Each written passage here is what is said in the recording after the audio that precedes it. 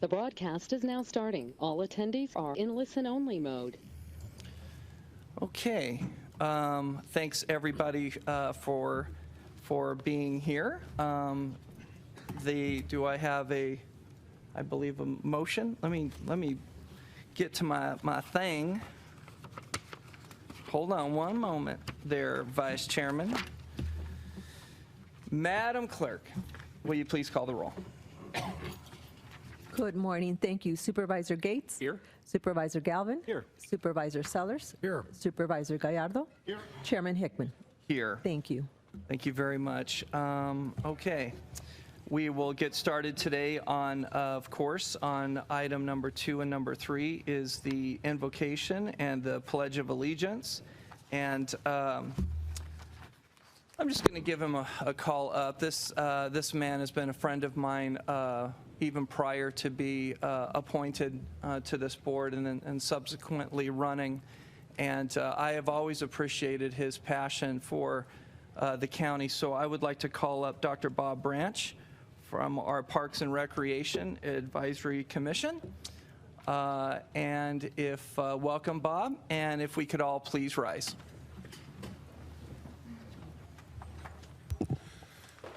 Thank you, Chairman Hickman. Let us pray. Dear Heavenly Father, many of us politicians always invoke you at the end of our speeches when we say, God bless you, God bless the people of Arizona, and God bless the United States of America. But many of us fail to highlight the different blessings that you truly have bestowed upon us. So while I'm invocating today you into our prayers and into our meeting, I want to highlight a few of the blessings that you did give us between our wonderful relationship between our County Board of Supervisors and those that are politically appointed to be on the County Parks Commission.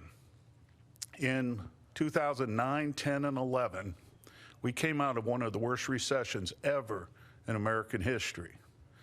And through the wisdom and the resources that you gave us, Lord, we were able to keep parks open. And since that day, we have been able, through your wisdom and guidance and vision, to create the #1 regional park system in the United States. Whether it was purchasing the Hacienda River Preserve, the 1,100 acres out of the Vulture Mountain to create brand new parks, or whether it was completing Spur Crossing or that beautiful nature center that you gave us out at Lake Pleasant. We see your beauty and we see your love and your blessings everywhere we go in this county. In 2020, Supervisor Hickman was chairman of this board and I was chairman of the Parks Board. And we, through your strength, stood in defiance of the prevailing winds. So what were the prevailing winds? We've seen our legislators gavel out early and shelter at home. We've seen our federal government shutting down federal parks. We've seen the state shutting down state parks.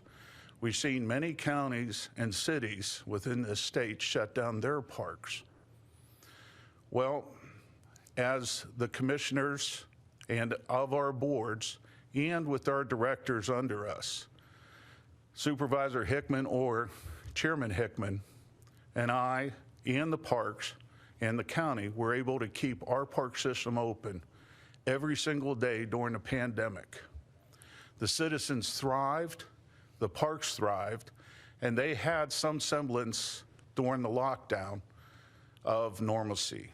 And I sincerely believe because we did that, lives were saved. Now, I know there's a lot of people in this room today that have anger over some issues and anger in their hearts.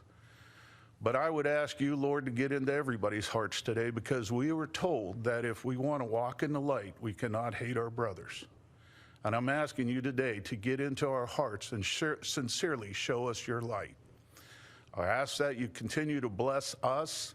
And as always, God bless the citizens, God bless the state of Arizona, and God bless the United States of America. In your name, amen.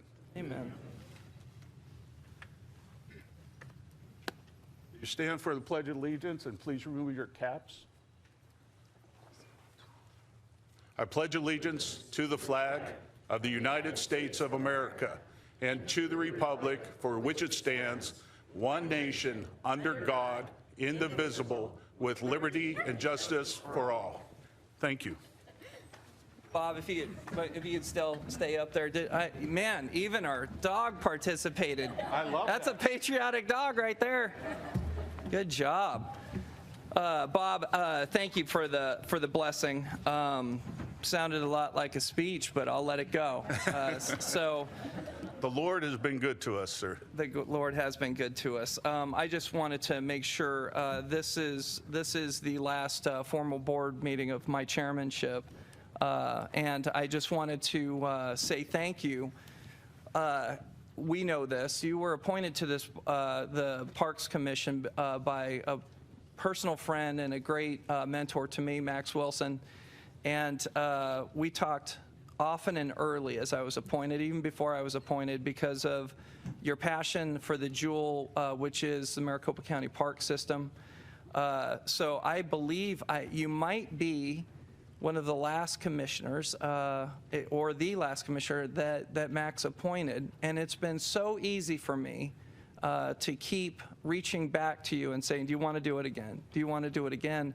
Mostly because we're on the phone quite often, talking about this vital area of county operations, which is the park system.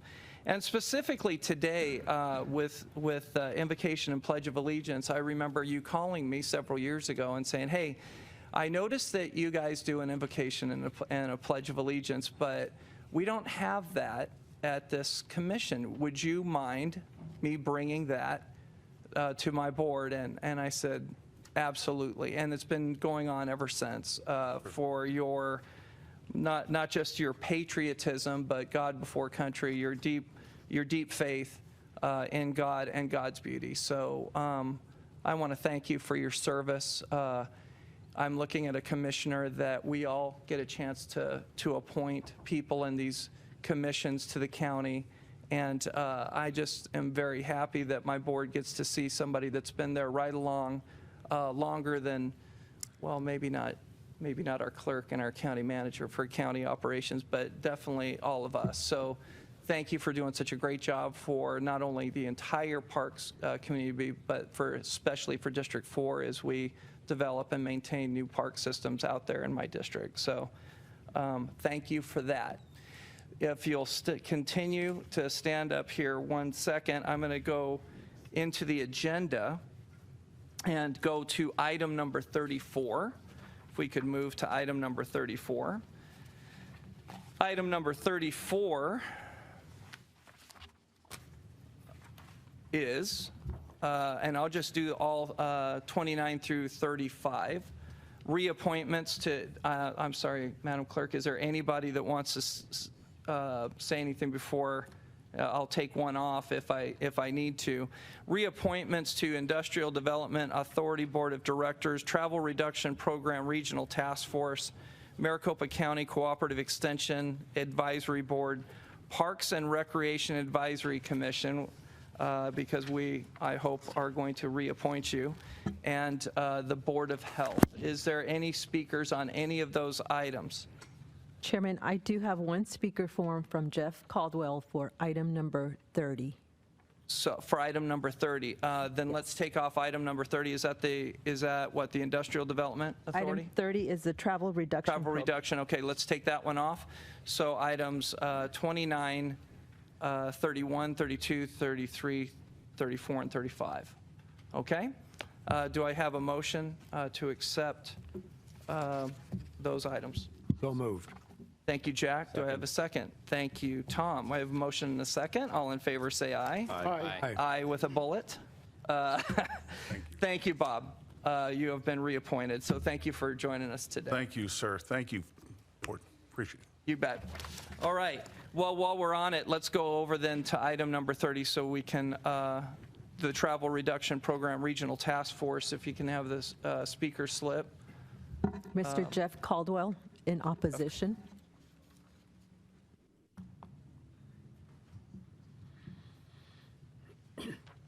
Chair, Supervisors. Hopefully the appointees are here today, so that way they can hear that the task force is created from a Supreme Court decision from 1989, and state statute requires that this program be implemented. So I hope that the travel reduction appointees will take into account that they do have the ability to utilize the Maricopa County lobbyists to lobby the state and also the federal government to change this regulation, and also contact the Supreme Court to rehear this court case. But besides that, this is an infringement on private property rights. It directly oversees businesses that have 50 people or more, and it directs them to at least notify their employees that there are other alternative travel means available besides their own personal car. So this is a Green New Deal type of policy that was implemented in 1989 due to the Supreme Court, and I hope that the appointees take this and run with it. Thank you. Thank you. Okay, thank you for joining us today. So item number 30, reappointments to the Travel Reduction Program Regional Task Force. Do I have a motion? Mr. Chairman, I move approval of item number 30. Thank you, Jack. Do I have a second? Second. Thank you, Bill. I have a motion and a second. All in favor say aye. Aye. Aye. Any opposed? Hearing none, motion carries. Chairman, Okay. before you move on, going back to items 20, I heard the motion and vote for items 29 through 35. Did you take item 28 as well in this? I did not take item number Okay. 28. Do you want to go ahead and take it now since it's part of that same slide? Sure. Is there any speaker slips on item 28? I do not have any speakers for item 28. Okay. On item 28 is an appointment to the Merit Systems Commission. Do I hear a motion? Move approval. Thank you, Jack, and thank you, Tom. Motion and a second. All in favor say aye. Aye. Aye. Any opposed? Hearing none, motion carries. Okay, thank you. So now we can get past the slide. All right. So we kept our patriotic dog waiting. So number 4 is the Pet Showcase by Maricopa County Animal Care and Control, and Kim is here today, and that again is not who's on the, so it looks like Gracie, I hope. Gracie Lou got a, Yeah, Gracie Lou Got a home? Yeah, Gracie Lou got adopted about an hour after I sent that picture. So, that's great news. yep. So we had to find another one, which wasn't difficult, of course. So this is Jay, just the letter J. He's 13 weeks old. He has teeth as sharp as a piranha. He also likes to chew on shoes. Apparently, both of my shoes are currently untied. Oh, no. He's a puppy. So if you adopt a puppy like him, or if you adopt Jay specifically, just be ready. He's a puppy. He's still learning, but he does learn quick because we did teach him sit in the time that we've been waiting here, and he's very treat motivated. So he's going to be a really good dog for someone. Big paws, so he is going to grow up quite a bit. We have about 920 dogs as of this morning. I know, it's a lot. There's about 30 people in here that already want him, as far as what I've counted so far. But we have 920 dogs at our shelters, and we are in the middle of a Bissell event. It's the last one of the year. Okay, fine. Okay, see? It's his world. We're just living in it. So we have 920 dogs, and dogs 6 months and older, their adoption fees are waived for our last Empty the Shelters adoption event. That runs through December 17th. For Jay here, he is $150, but he's already neutered, microchipped, and vaccinated, so he can go home right away, which means he can go home today. All right. And he's chewing on my shoes again. Well, if the 30 people want to queue up and start bidding. We also have 30 other dogs. Oh, we have 30 other dogs. Okay. Buy one and get 29 free. Works for me. Okay. Thank you, Kim. I appreciate it. Good luck. Mr. Chairman, Yeah. real quickly, real briefly, it's just a shout out to John Gomez in my office. He is a new father. He just adopted a dog from our shelter. Matter of fact, he was delivered today. He's in the office right now, getting acquainted to his new friend. So we on our domestic violence awareness month, we were going out to different county facilities. We did go to Animal Care and Control to have a domestic violence awareness kind of, I don't know, coffee and donut time. And so while we were there, John decided he wanted to go inside and look at all the animals. And I don't know, a light went off and says, I want one. He wanted a dog. So he was able to find one, and he's getting acquainted right now. I don't think he's here yet. He's upstairs getting acquainted. Oh, are you here? There he is. Thank you, John, for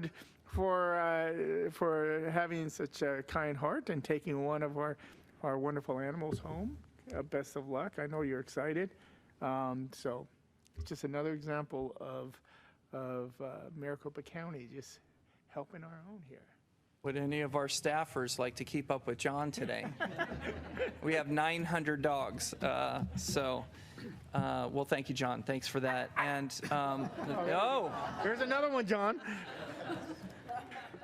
Your new dog needs a friend. Hey, there is not supposed to be lobbying in here, so. Okay, and before I move on, to the announcements, I am noticing, Supervisor Gallardo, that you are not being appropriate in your dress wear today. So what's that about? Thank you, Mr. Chairman. So this past fall, as we all may remember, we had exciting times here in the Valley with the Arizona Diamondbacks as they reached not only into the playoffs and as it started to become very evident that, wow, we're going to the World Series, and we ended up going to the World Series, and just exciting times. If there's ever any time that the county and the state ever comes together as a sporting event, it brings everyone. It just cuts through all the other stuff that divides us. It just brings everyone together, and just be able to see the entire county come together to support our home team, the Diamondbacks. It didn't end the way we were all hoping it would, but you know, here even in Maricopa County, we had the large banner up on our building supporting the Diamondbacks. I think we even lit the building. We took a small break from domestic violence and lit the building for one day. That's okay. It's a celebration. That's all right. So I was reached by Commissioner Lisa Simons. She is a commissioner out of Terrence County, right out there. She represents Precinct 2. I have not had a chance to meet her personally, but I do look forward to one day going out there. But she offered a small wager, a challenge, I guess, that that her team, the Texans, would be successful. The Rangers. Rangers. I'm sorry, Rangers. That shows you how much I follow. I follow any of the Texas teams. I'm sorry, I just don't. I teased David over the Dallas Cowboys. I was like, no. But anyways, I just don't follow any of the Texan teams. I'm an Arizona kid. I support all our Arizona teams. But anyway, she offered a wager. We would wear the other team's shirt. She did send me this. So I am proudly honoring my end of the challenge. We also have gathered a gift basket, and we're bringing items from District 5, from the racetrack, and I want to get something from our airport. I need something from Sky Harbor. So we're putting together a gift basket that we are going to send to her. But I just want to shout out to Commissioner Simmons. Thank you for reaching out. I hope one day to go out there, visit, and meet her personally.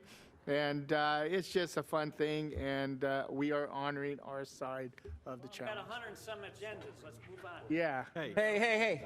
Hey,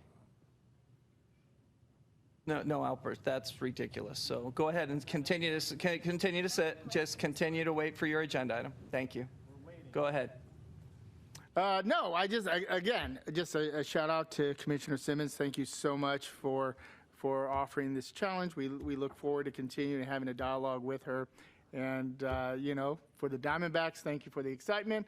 We look forward to next year. We will continue to root them on. I think you also are holding your end of the bargain as well. I'll let you explain that at your leisure. But nonetheless, shout out to the Arizona Diamondbacks for bringing so much excitement this fall. Mr. Chairman, I just want to piggyback on Mr. Gallardo's comments. Thank you for all of that. And as a reminder, the Diamondbacks have been a huge economic development driver for Maricopa County. And the tens of millions of dollars that Maricopa County brought in the month of October was beneficial for everyone. So thank you, Mr. Chairman. Great. Thank you, Steve. I'll mention, albeit briefly, that I made a bet also with the chief judge, who's the chairman of the board of Tarrant County. I got to meet him at one of the baseball games.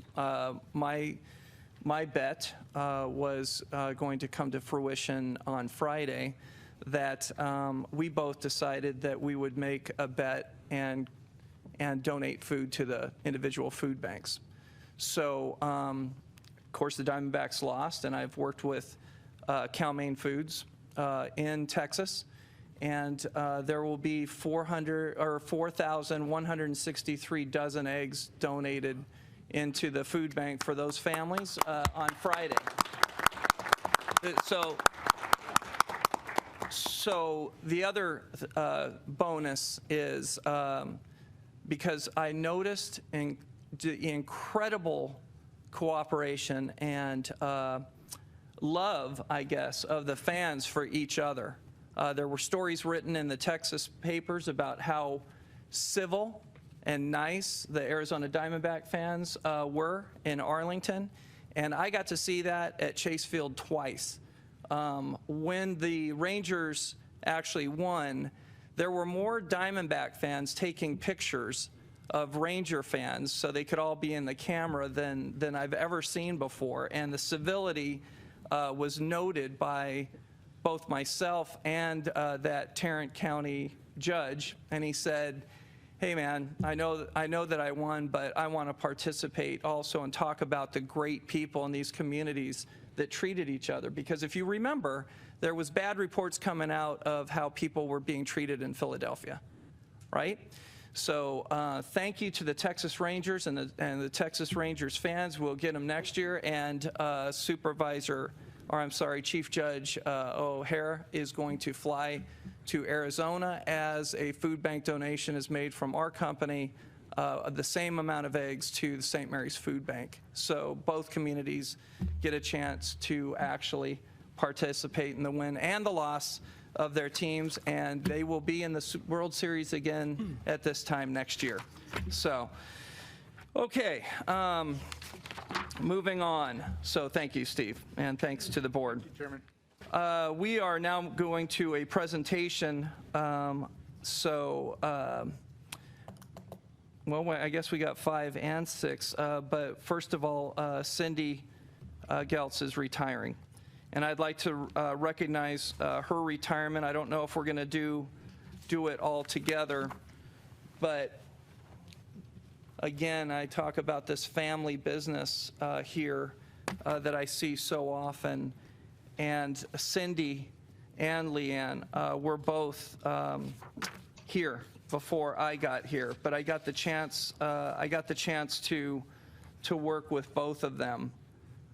So if you will indulge me, both of these fine ladies, assistant county managers, and they were not just leaders, but they were mentors to the people under them. And you guys sadly are leaving, but you're leaving the county in what I would call a better place. And I thank you for that, because the staff that you guys have been able to mold to come up behind you gives us, both of you, the opportunity to go do great work elsewhere or start enjoying a retirement. So I am going to say a few words first about Cindy. We'll go with Cindy first. There's several words to describe, and Cindy, I believe, joined us on the phone. Cindy, are you there? I know you're feeling under the weather, but are you there? Good morning, Chairman. Yes. After 4 years, my luck ran out, so I am here on the phone today. First time with COVID. Okay. Intelligent, resourceful, thoughtful, dedicated, brilliant, loyal, and measured. Cindy has been an essential contributor to the success of Maricopa County in countless ways. During her over 20-year tenure, she has helped the county navigate through both financially prosperous and difficult times, implementing strategies and policies to ensure that the county is a financially innovative government and a responsible steward of taxpayer monies. In challenging situations, there is always confidence in turning to Cindy for solutions and the extra effort her work ethic and expertise brings to the table. For all that have worked with Cindy, they will agree that she is hands down one of the hardest working people they have ever encountered. She is committed and her work is flawless. If you think you've found an error in something Cindy has produced, you need to check your math because you are probably mistaken. Under Cindy's leadership and direction, Maricopa County has maintained a strong, fiscally conservative financial and budget strategy, maintained the highest possible bond ratings of a AAA rating, and consistently received the GFOA Triple Crown Award. She's been instrumental in implementing policies and strategies to ensure the county maintains a balanced budget while addressing the requests and needs of approximately 50 departments with often competing budgetary and financial needs. In addition, she has ensured that the county's reserves are maintained to address economic shortfalls and unforeseen circumstances. Over the past 20 years, Cindy has been instrumental in the county's fiscal success. Most recently, Cindy was responsible for leading the county's effort to address its skyrocketing unfunded pension liabilities through a devised and targeted pension funding. As a result of her innovative, forward-thinking leadership, the county has been able to implement a robust pension funding strategy that helped ensure county resources were used strategically and supported critically important projects with long-term value for the county and its residents. As with all projects Cindy's leads, the effort was measured, researched, forward-thinking, thoroughly supported, well executed, and successful. Cindy has always strived to help her staff and the organization to be the best it can be. She is a trusted mentor and champions opportunities for staff to gain skills and exposure. Cindy sets a high standard for herself and staff, continually encouraging them to achieve the best for themselves and in turn for the county. If Cindy's unparalleled commitment to work could be matched by anything, it would be her commitment to her family. She's the daughter who regularly takes a red-eye flight to spend time with her parents. She's the aunt who travels from one side of the country to the other in 36 hours to see her niece graduate. She's the mom who regularly drops off groceries for her son. While we greatly miss Cindy's leadership, dedication, and innovation, we are happy she will have more free time to travel, see family, and utilize her talents in other ways. On your retirement, Cindy, we want you to know that there's no replacing the value, heart, and soul you brought to your role and to Maricopa County each and every day. You will be missed more than you know, and we wish you the best of luck in your retirement. So before I go on, and I hope Cindy can say something, I'd just like to turn to my board members. All of us have worked with Cindy through successive budgets, and you've made comments before, Bill, watching her and her budget team walk out at 8 o'clock at night, working so hard for the Maricopa County taxpayer and all of our departments and all of our leaders to bring us on time and in budget. So I'll just turn to you real quick. Thank you, Mr. Chair. Would echo all of your comments. Cindy, a big loss for Maricopa County with you leaving, but we wish you the very best. You know, I've had the opportunity to serve in government for quite a while, and I can tell you that the fiscal discipline of this government I would put up against any government in the country. This board and this county only borrows money for a very specific reason. It's very rare, and we just don't see that in government, and that has put this county in a great financial position, and that is directly because of you, your commitment to fiscal principles, and also your creativity. What you were able to do, most people don't realize, but you have saved this county millions of dollars just with the pension refinancing, by the way, when rates were very low. That's going to literally impact the public safety of this county for generations. So it was a pleasure to work with you, and I wish you the very best in your retirement. Thank you, Bill. Tom?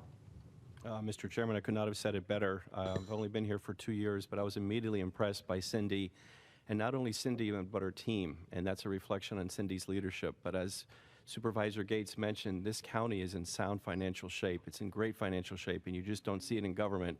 And if we do take on debt, it's because we have to. It's not by choice. And the fact is that Cindy is leaving a legacy here of great leadership, of great financial stewardship, and the county is indebted to her in many ways. Thank you, Cindy. Great. Jack? Thank you, and ditto, all the remarks have already been made. What an outstanding chief financial officer. Certainly when in 2021, when I was chairman, working through the budget, I can't imagine anyone being more responsive and helpful in putting the budget together than she was, and working through all the other electeds' proposals, and she's going to be a difficult person to replace, but as you said, she's done a great job of developing the people below her to step in and ensure that we have continuing great financial success. Thank you, Jack. Steve? Thank you, Mr. Chairman. Cindy, you will definitely be missed, but we wish you the best. You know, you made a comment, and where Supervisor Gates saw Cindy and her team leaving at 8 o'clock. I can tell you, I was here around 10 p.m. I was asked to come do a news interview here in front of the county. And I said, okay, so I drove all the way back downtown just to do the interview. They wanted the county as the backdrop. And as I'm pulling in the garage, Cindy and her team are leaving. This is 10 p.m. at night. They had been working this late, getting everything prepared for, in terms of the budget and working with all the different departments, electeds. And I was like, what are you guys doing here? We're finishing up the budget. I said, oh, wow. It just shows you the dedication that Cindy and her entire team have when it comes to serving the people of Maricopa County. I have worked with so many CFOs. I've been at the legislature, the House, the Senate, been on elementary boards and high school governing boards. She is just, when it comes to CFO, she is, talk about, we haven't heard this term in a long time, that gold standard. She is the gold standard when it comes to CFO. Her knowledge of the budget, one of the first persons I met when I got here was Cindy, and her team just have an understanding of the budget.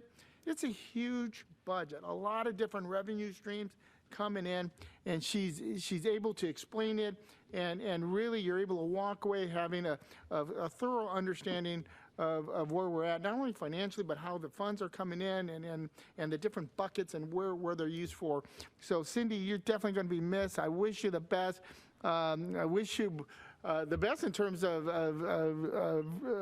getting well, but moving on in the future, just wish her the best. She will definitely be missed. She's a big loss, so wish her well. Before I turn it over to our county manager that you've worked with her almost your entire duration here, I'd also like to point out, I can't bring him up, but I know that there's a couple of the other electeds that run departments here. So Assessor Eddie Cook is here, and County Attorney Rachel Mitchell and their staff. I am sure that they would say the same thing, because over and over again we hear from the electeds saying, this is, when you work a budget, it's kind of tough. You have to show your cards, and you have to show your priorities, and you have to figure out how to match all this stuff up to a revenue stream that's coming in with property tax, and we all have to live within our means here. This county basically features no debt. We take on debt sometimes only in a strategic way, just so we can make sure that we stay way underneath our expenditure limit, so we don't run afoul.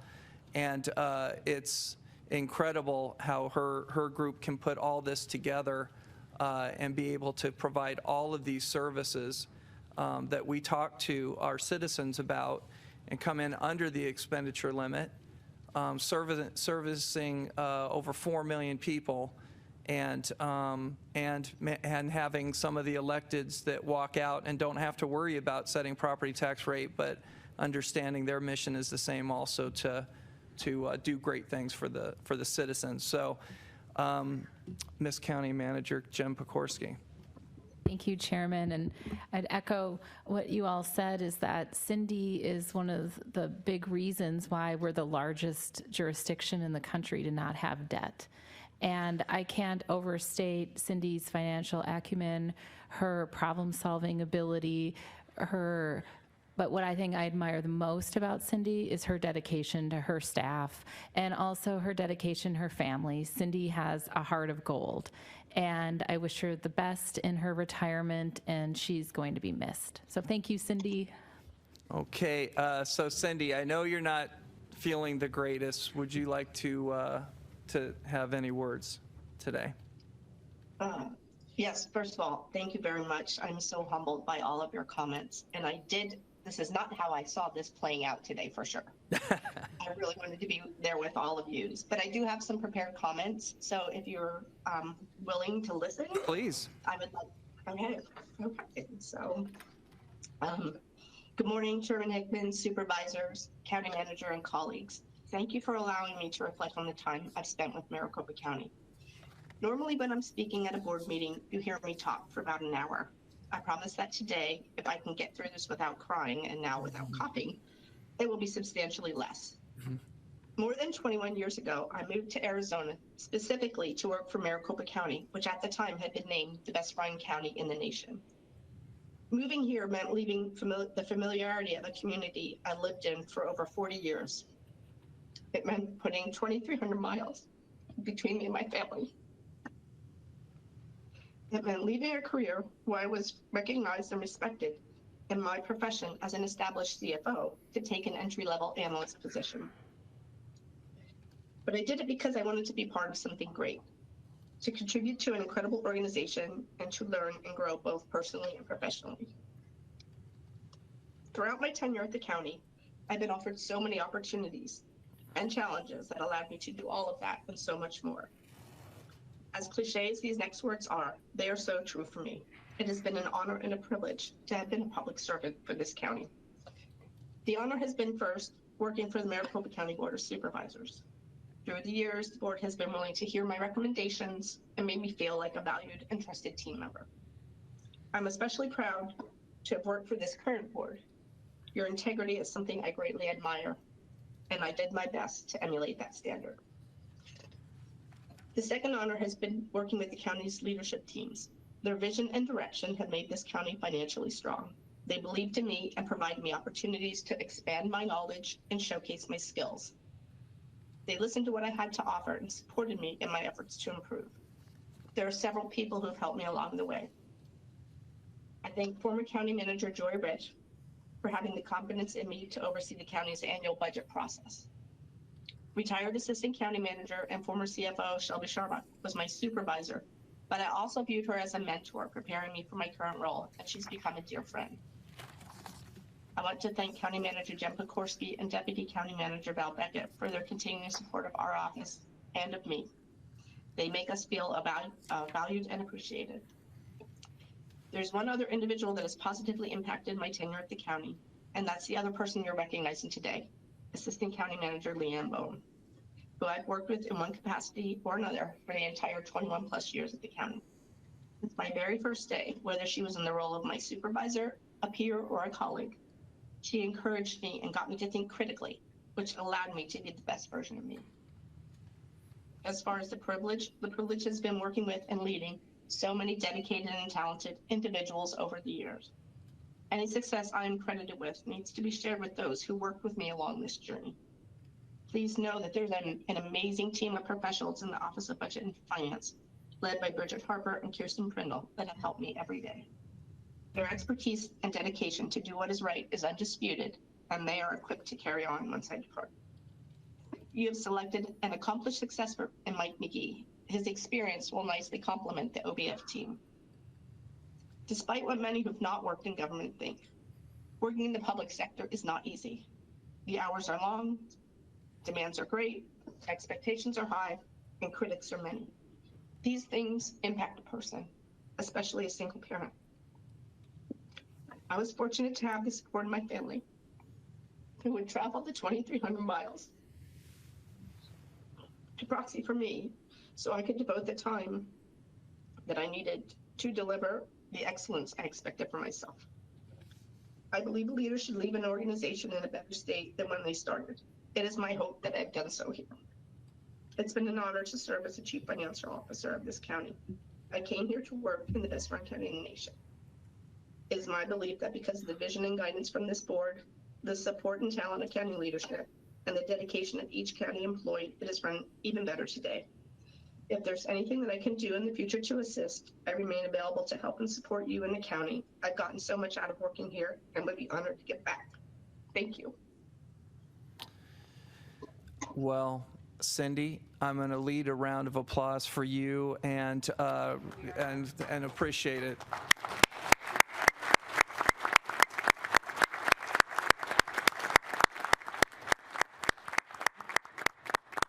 So Cindy, I just want to tell you I have a plaque up here as chairman to give to you, and I will ask you if you can make sure that on the next board meeting that we have the ability to take a picture with you for posterity's sake. And I know that we're going to continue to cross paths, but I'm just want to keep making sure that I get on your calendar for a little bit to do that. Okay. Thank you very much. Okay, feel better. Appreciate it. Okay, I don't think I have to make a motion to accept anything that, right? Good, okay. Next up, Leanne Bone. So I'm going to recognize you too, Leanne, and thank you for joining us today and feeling up to par. But what a godsend it's been for me to be able to work with you all these years. So I would like to express my sincere appreciation for Leanne's 23 years of outstanding service to Maricopa County. Leanne started her Maricopa County career with the Office and Budget OMB, where she worked her way up to become deputy director. She then held positions with the Maricopa County Sheriff's Office, the Medical Examiner's Office, the Judicial Branch, and then ultimately becoming our assistant county manager.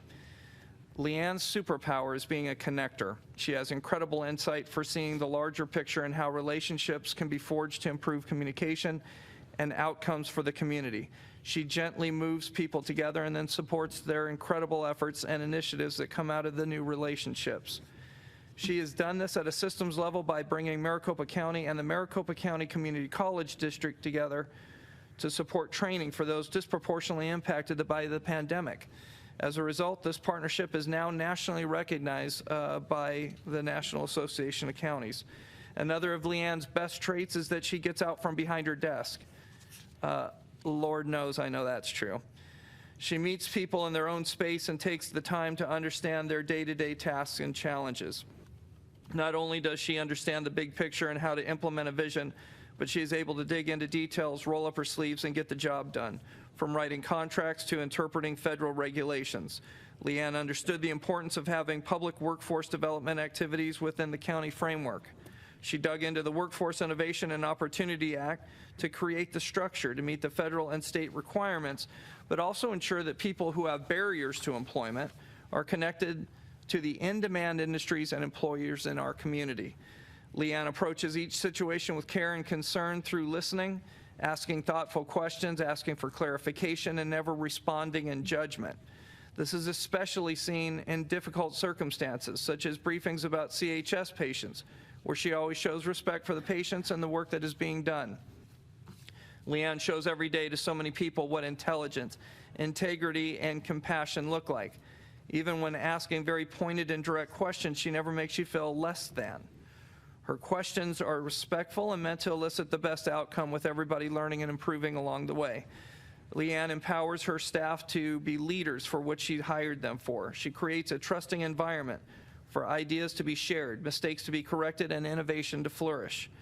She invests in staff and sees potential in people and their abilities, even if they don't, at first, see it in themselves.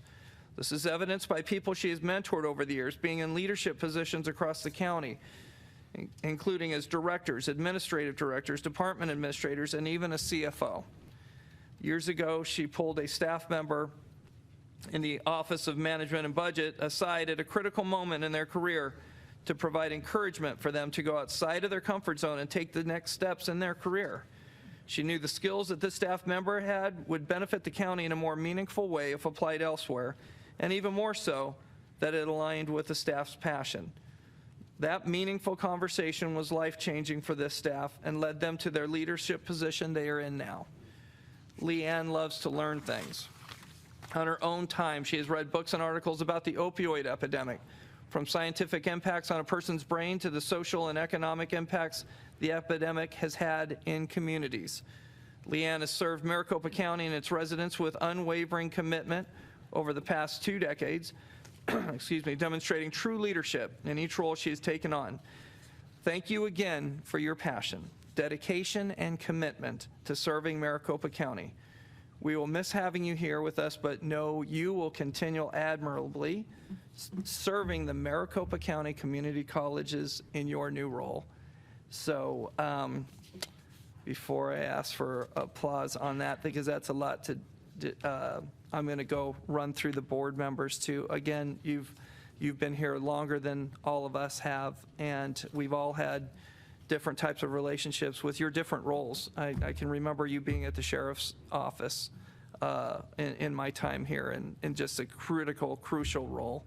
And I know Sheriff Pinzone would say, if he was here today, he's traveling, I'm sure he'd say some incredibly great things about you, but also know that you brought him some questions, and he had to perform like all of us do for you too. So I'll start this time on my left side. So Supervisor Gallardo. Thank you, Mr. Chairman. I think everyone that has an opportunity to work directly with Lee. I mean, she has just been a lifesaver, not only for my office, but the people of District 5. She understands the social and economic challenges that families face every day. And she is not afraid to point out areas that I think supervisors need to look at and others need to look at. She is a person that, like, as you stated, brings people together. Nonprofits and other government partners bring everyone. And I've always said, you know, and it takes a village, and she is one that does that. She brings everyone together to really address some of the toughest issues. Let it be workforce development, let it be housing, healthcare, behavioral health, down the line. She has been front and center. She has been the gatekeeper through the whole federal funding during COVID, you know, where you're now starting to see other governmental entities may have fallen whole. She made sure we didn't fall in the hole when dealing with these federal dollars. So we did exactly what we were required to do. But she has just been a friend. I mean, she is one that I would, and I don't do this too often, but I will pick up my cell phone and I will call her directly. And normally, you know, you go through the staff and, you know, I'll call her directly. How does this work? And how do we do this? How do we help this particular situation? And she has been so graciously willing to just pick up my calls every time and just be able to walk me through different things. I always is someone I always turn to. Is, you know, and she's a perfect example. You know, she won't tell you what she thinks you want to hear. She'll tell you what's going on, the truth, and that's what I respect so much. And so she has just been a blessing to Maricopa County, a blessing to me and my office and the people I represent. She deals with tough issues, and she doesn't back down from any challenge. Thank you, Leanne, for everything you do. You'll be missed. I know we'll have a continued working relationship. We're already having this discussion there at the community college. I think the community college system is just so critical in really building a strong county and state. They're just a pivotal government. So thank you, Leanne, for all the work you have done on behalf of the people of District 5 and all of Maricopa County. I look forward to continuing working with you, the Maricopa County system as well. So thank you. You have definitely left your mark here in Maricopa County as well. Great. Thank you, Steve. Jack. Well, and thank you, Leanne, for your leadership. Certainly, your leadership is one of the reasons we are one of the best-run counties in the United States. But the thing I recall most vividly is how you helped direct us through the pandemic. I mean, such complicated issues and requirements, and you were always there. You always knew the right answers for us. You knew how to, as Steve said, keep us from falling into a deep hole, and always looking to ensure that we were, whatever funds we got to help us during the pandemic, You were always there to ensure that we were doing things appropriately and as efficiently as possible. I can't tell you how much I appreciate all of your help. Thank you. Jack, Tom. Mr. Chairman, thank you. I'm really glad that everyone here today got to hear the breadth and experience that Leanne displays throughout her amazing career. All of the different lines of business that she had to work at, and she excelled at all of them in every single department and has walked away from each role with people even more in awe and respect of her. And Leanne, on a personal note, I was immediately struck by your professionalism and your expertise, and every single time I had a question as I'm trying to learn and delve into things, you were always there, ready for an answer, ready to respond. But as Steve says, you have left a mark in Maricopa County. More than 2 decades of service to this county is just absolutely incredible. And I also know your dedication to your family and how you speak of pride with them, and I'm sure they're very proud of you. And I'm very happy for you because I know you're going to just do amazing things in your next chapter, and you're continuing to serve our state and our county, and for that we say thank you. Great. Bill. Thank you, Mr. Chair. Would echo everything that's been said, Leanne. The breadth of experience you have and the ability to work in these very complex areas, I have a great amount of respect for you with that. You have built incredible relationships with the courts, with the workforce development community, having served on Workforce Arizona Council. I'm grateful for that. You dealt with some really thorny issues over the years, and always the focus was on what's best for the residents of Maricopa County. And also, I wanted to personally thank you for your support of the Mental Health Committee. Over the past few years, you've been a key element in making that a success and moving that forward. And I'm very happy for Maricopa County Community College's district. You're going to be a great member of the team over there, and look forward to continuing to work with you in the future. And congratulations on your retirement from Maricopa County. Great. County Manager Prikorsky. Thank you, Chairman, and thank you, Leanne. I don't think I can overstate the tremendous impact that you've had on the residents of this county. And one thing that comes to mind just notably is how your stewardship of the ARPA dollars, from ensuring that we can have broadband to areas of unincorporated county, to helping to build housing for teachers, firefighters, medical assistants, nursing assistants, that you're building housing that they can afford to live in. And that is a legacy that is going to just outlast your time here and outlast all of our times here. You've had just a tremendous impact on this community, and I wish you the best of luck. And Maricopa Community Colleges is lucky to have you. So thank you. And Leanne, I'd like you to come up and hopefully say a few words too. And what I would just say is I was unbelievably proud to work with you during the pandemic.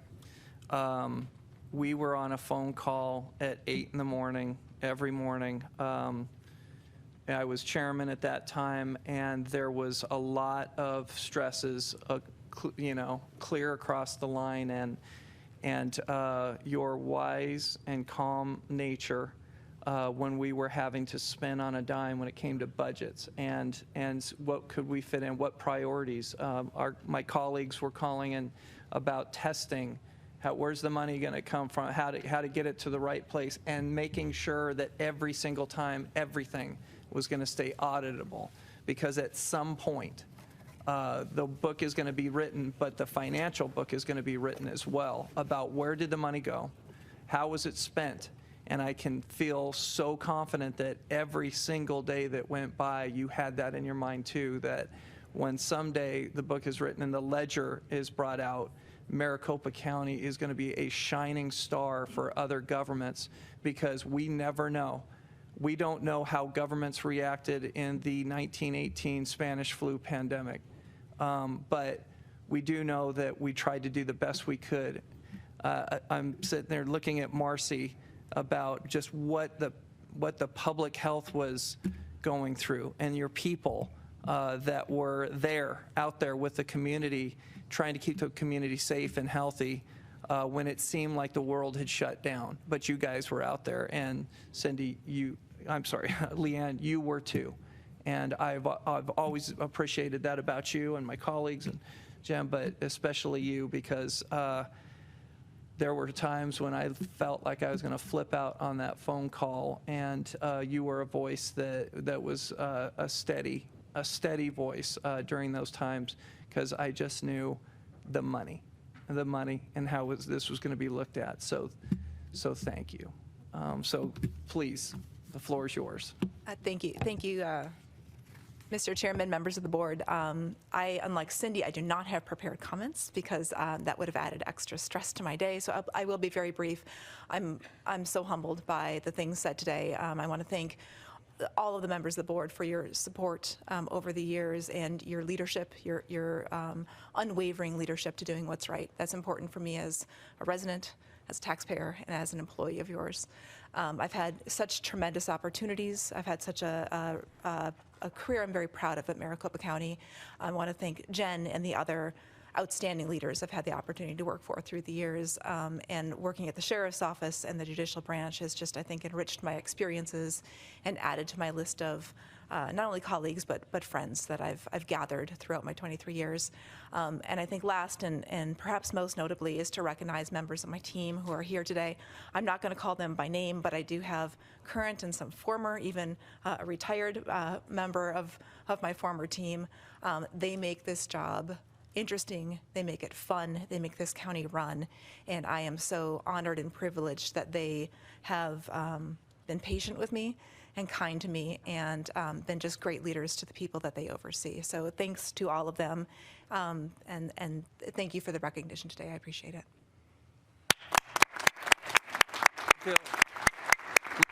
Leanne, if you'll stay up, I'm going to give you a plaque.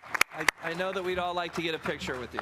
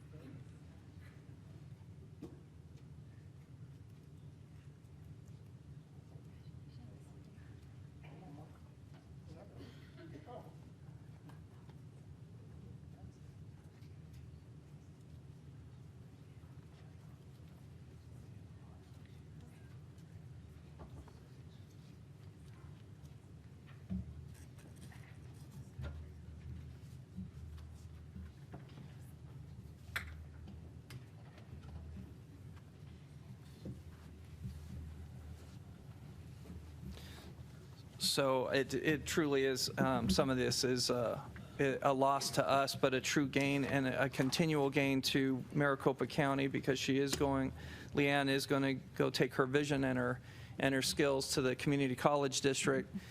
And when you know that the Maricopa County Community College District also shares space on your property tax bill, I know that you're going to have that fiscal stewardship, and it's going to make them a great entity if they aren't already. But you'll find that out when you get there. So, thank you, Leanne.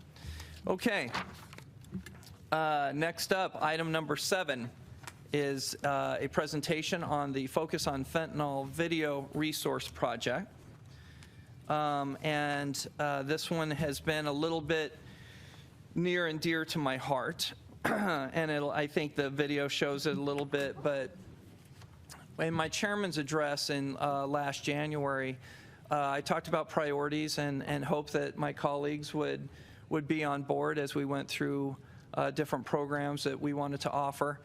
And one of the things I noticed from the pandemic is, and when in my speech I referenced it, when I was chairman in 2020, not once did I mention COVID-19 or pandemic or anything. The pandemic, the COVID-19, the coronavirus was hitting in January, was hitting China, was starting in China, and we didn't talk much about it, and I certainly didn't bring it up in my chairman's address, but in March, we got hit hard with a virus that no one understood. and it was killing people. And then a couple months later, it came back in another variant, and then it really started to kill people. Sorry, Dr. Johnson, I mean, some of the things that you saw during those years. But in my 2023 chairman's address, I decided to go off script and say, what is that thing that might pop up that we might be talking about that and just kind of use a crystal ball and look in the future. And I talked about fentanyl. And to see where we are from last year to this year to, I had electeds and people hear my call. So at the beginning of the year, I asked several of my colleagues to work with me to combat the fentanyl crisis, and I want to thank those that are here today who have been leading that charge.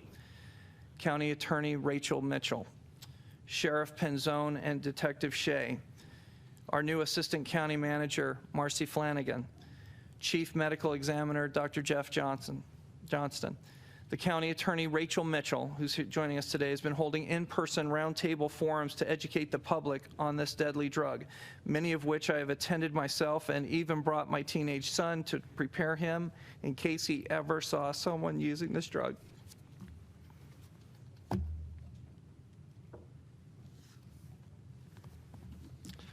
God, I'm doing it again. Jeez. It's unbelievable what's going on with our young people with this drug, and I just can't get my family out of this. Luckily, I'm blessed that they are resisting the urge day by day, and some families are not so lucky. The county attorney's office wanted to figure out how to reach even more people in Maricopa County. Her team reached out to my communications team to collaborate. What we've created is a resource video and website that anyone in our community can use, showing not just the extent of the problem, but also solutions that can save lives. So please watch the video.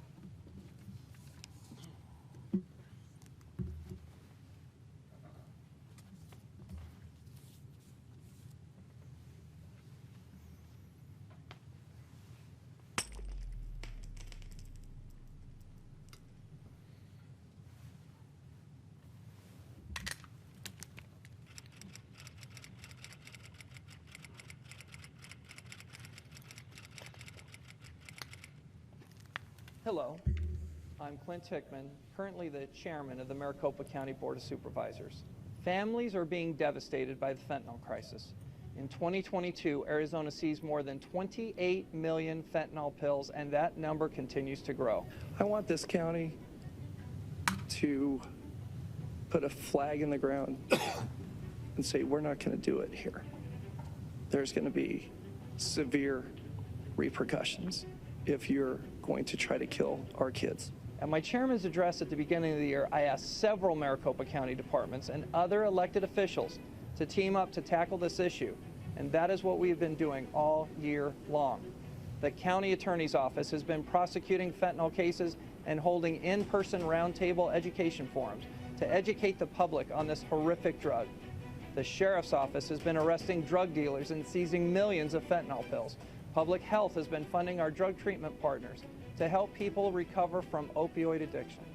And our Office of the Medical Examiner has been tracking fentanyl deaths to provide vital data to policymakers and health partners. This resource video is an extension of those efforts, and we hope after you seeing it, you'll join us as we work to educate families to prevent these needless deaths.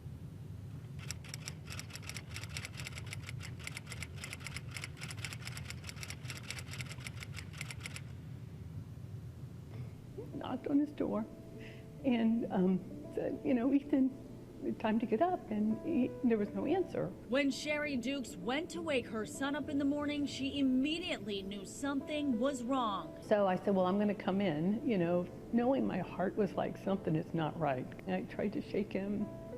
He didn't move. He was very cold. He was very hard. Sherry called 911, but it was too late. Her 16-year-old son, Ethan, had died.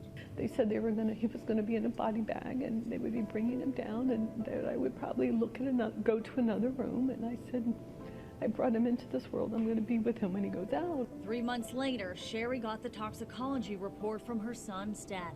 It was a low-dose hydrocodone with fentanyl, which is 2 milligrams, which is a lethal dosage, and that's how he died. And so I just kept saying, a pill killed my son. I don't understand. Sherry believes her son didn't know the hydrocodone was laced with fentanyl. We had a lot of conversations about substances and making good decisions, and but I had not heard at that point in 2019 about fentanyl. Since Ethan's death, Sherry's been working to educate parents, teachers, and teens on the dangers of fentanyl. When Ethan died in 2019, 1 of 4 of those pills out there were laced with a lethal dosage of fentanyl.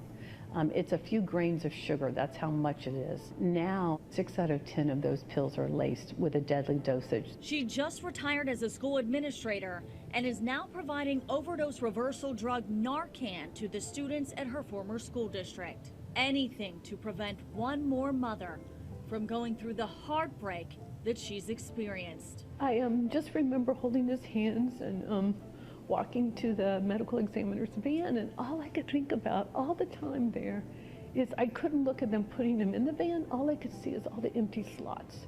And I kept thinking about, by the end of the day, there's going to be more parents doing this exact same thing, and that makes no sense to me.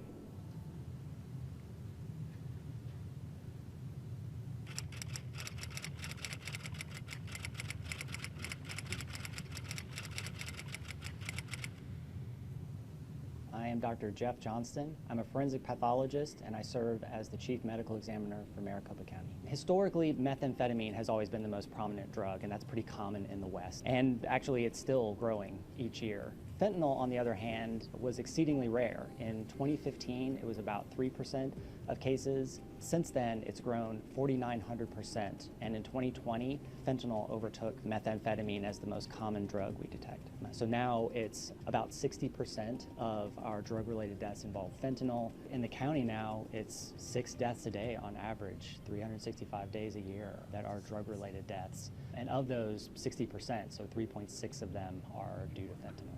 So we've been tracking not only how many deaths in the county are due to drugs, but which drugs in particular. By providing this information to our partners in public health, at law enforcement, policymakers, the hope is that we can design interventions to reduce the suffering and death in our community from this.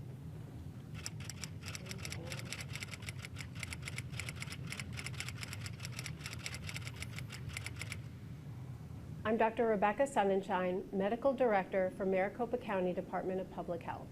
Signs that someone may be experiencing an opioid or a fentanyl overdose include very small or pinpoint pupils, slow, shallow breathing, a loss of consciousness or excessive sleepiness, choking or gurgling sounds, a limp body, or bluish or cold skin and lips. Naloxone, also called Narcan, is a drug that can reverse an opioid or a fentanyl overdose and then restores breathing. If you see someone with signs of an overdose, the first thing you want to do is call 911. Then you want to get your Narcan or your naloxone. Place the nozzle between your 2 fingers with your thumb on the plunger. Then you want to make sure that the person doesn't wake up. Are you okay? And if they don't wake up, take the nozzle, put it up against their nostril, and push the plunger.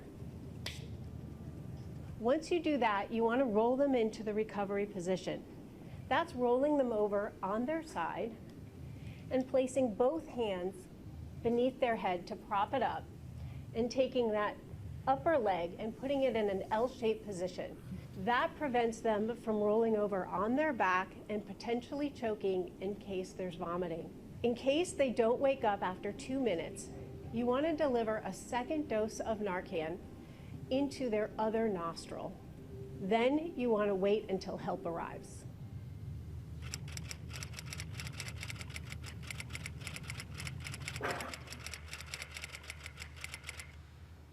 My name is Matthew Shea, and I'm a detective with the Maricopa County Sheriff's Office. I currently work with the Special Investigations Division and with the narcotics section of that under the High Intensity Drug Trafficking Area Squad. As far as fentanyl being found on the street, We are seeing it everywhere, and it has exploded since 2012. Back in 2012, we used to see maybe 10 or 15 pills, and we thought that was a ton. We are recovering 250,000, 500,000, 750,000 pills at a time. It's everywhere. On the street level people, people that work at home, kids going to high school and college. The vast majority of fentanyl is still coming from the drug trafficking organizations that operate south of the border, so the cartels. So fentanyl can be cut with almost anything. Typically, we'll see it in those blue M30 pills here in Arizona, and frighteningly, we're starting to see more and more of them in these fraudulent prescription pills. We've recovered it in everything from marijuana to spice, a lot of times in cocaine, mixed in with heroin. 12 grains of sugar is approximately the amount that a normal adult male would pass out or expire from. So the vast majority of the teens we see that are starting to engage in illicit drug use, including fentanyl, are getting that through social media. It's going to be the blue M or the blue M&M emoji is going to be primary, but now they're starting to use blue Smurf, and Golden Trail is another common one. Arizona enacted a Good Samaritan law. That simply means that if you are suffering from an overdose, you can go and seek medical help and not be concerned that you're going to be prosecuted. If you have encountered somebody that, or were with somebody that's overdosing, even if you are using that illicit drug with them, you can bring them and should bring them to a fire facility. You can call law enforcement, whatever else, and not fear for prosecution.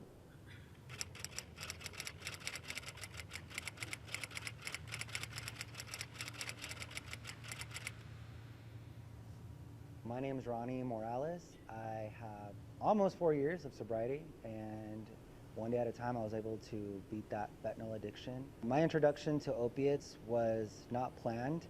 I got in a car accident and I was prescribed Percocet for about two months or so, and I had third-degree burns. My back was really messed up, so that's why they prescribed me those pain medications. And then they cut off the prescription, so I went into physical withdrawal. And physical withdrawal is, I like to kind of say it's similar to the flu times a million. Like, it's physically, mentally, and emotionally taxing. So then I started buying pills off the streets, and that eventually I just found fentanyl, which on the streets they're called fake blue M30s. It steals your soul. I've had a lot of low points. I think losing my dream job was one. I think losing my best friend was another one, losing my apartment, losing all my money. But I think it finally clicked for me when my mom caught me stealing from her purse to purchase those drugs, and seeing her cry with me on the table asking me why I keep doing this to her. I had like a spiritual experience driving home somewhere, and I just spoke to my higher power and just literally took it one day at a time and kept telling myself, I just have to do today. And now I'm on the other side, kind of like providing those sources or experiences so they can find their own way to get out of that hole. I just want to say to whoever is struggling with addiction, just know that you can get out of it. You're worth it. It is completely life-changing, and your past doesn't always have to define you. You can make a new life. It's an evolution where you can have options, so don't give up. That's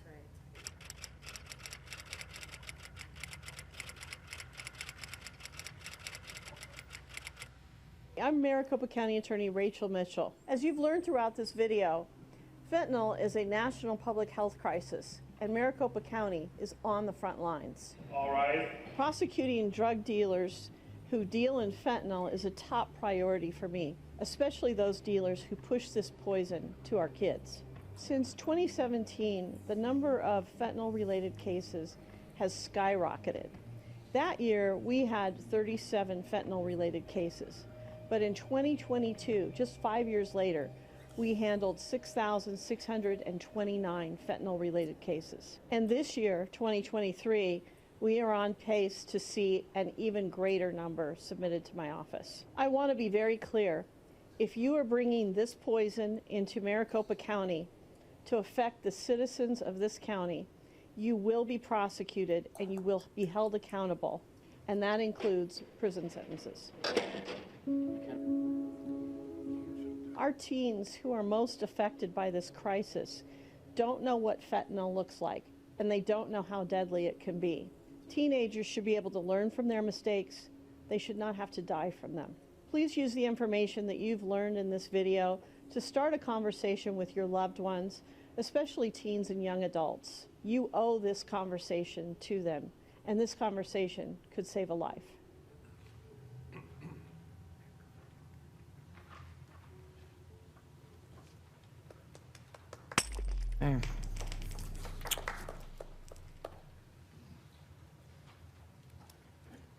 Okay.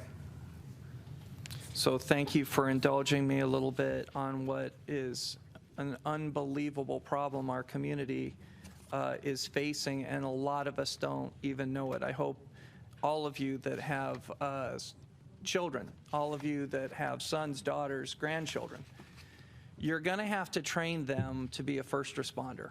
We do not have enough coverage when something like this happens.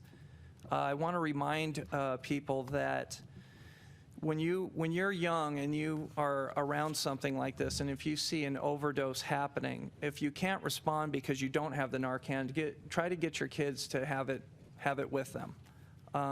It's that serious. The other thing is, kids panic. Kids panic and get away from the situation because they feel they're going to get in trouble. Train your children to not panic. Train your children to be there and to provide assistance, much less get an authority over there, or we're going to lose another kid. So if you can go away with that key thought, please do. That's for our staff members as well. We do have access to Narcan. My two sons have it in their individual cars. I was told, Chairman Hickman, that being in a car kind of degrades it, but anything's better than nothing. But it's like, I'm not going to expect my kids to carry Narcan in their backpacks to save a friend. So they said just administer it and come back for more, okay? So get that. It's available at Walgreens and CVS now. Purchase some. Put it in your cars. Put it on your person. It is happening all around us. I went to a treatment center and I asked them, you know, what is the best thing to do right now? What can the county, what can the city, what can political leaders do right now? And they said, we cannot build, if people start using this, it is incredibly addictive. And the moment they start using it once, they're going to use it again and again, and they're going to die.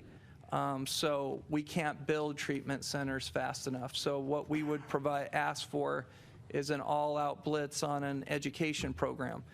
So I'm going to ask Rachel Mitchell to come up and address the board, because you are doing that as much of a capacity that you can. Before you address the board, or if we have any questions, I certainly appreciate, we don't hear it enough. You are going to use your prosecution office to find these people, and anyone dealing death to our kids will go to jail and will be prosecuted. And we need to hear these types of things from our elected leaders. Two of the three people I want to reintroduce in the video who bravely shared their stories are here. I'd like them to stand. Ronnie Morales and Sherry Dukes.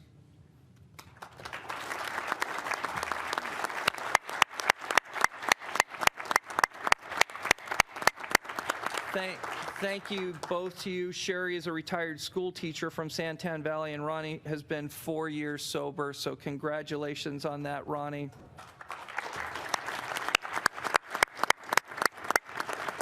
And believe me, it's very hard for somebody to talk about their personal failings, but just and to try to teach others. So you are a role model of success when it comes to this drug. And I just asked you how it's so addictive. I started my career in public service on the Meth Advisory Council so many years ago, and was able to participate with business owners, politicians, public servants to try to stand up an awareness program. I thought it was very telling that, you know, what you told me was a big component of getting off this drug is your faith. So good on that.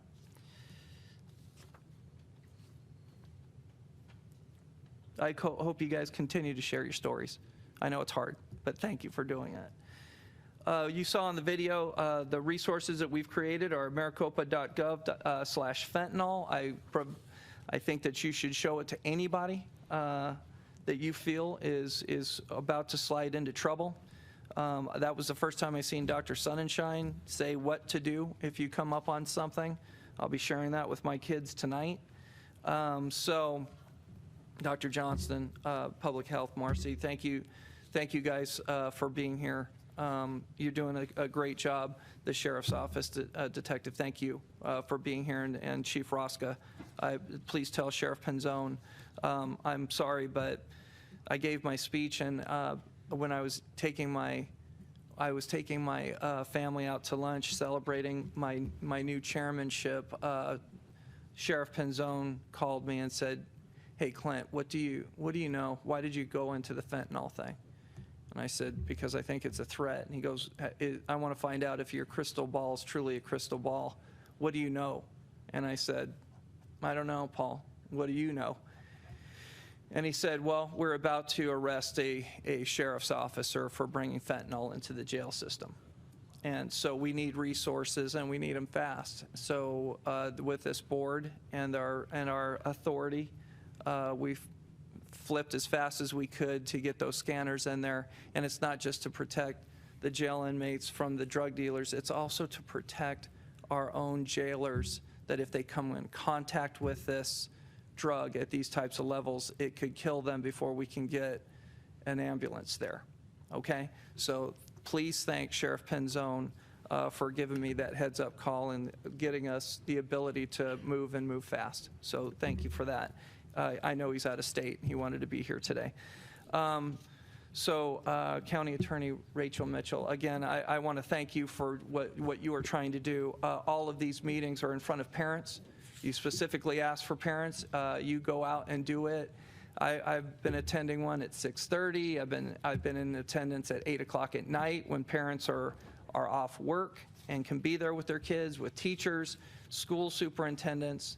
It's pervasive, and I just wanted to thank you and let you, if you have anything you would like to say to our board, and if my board has any questions about how that is going.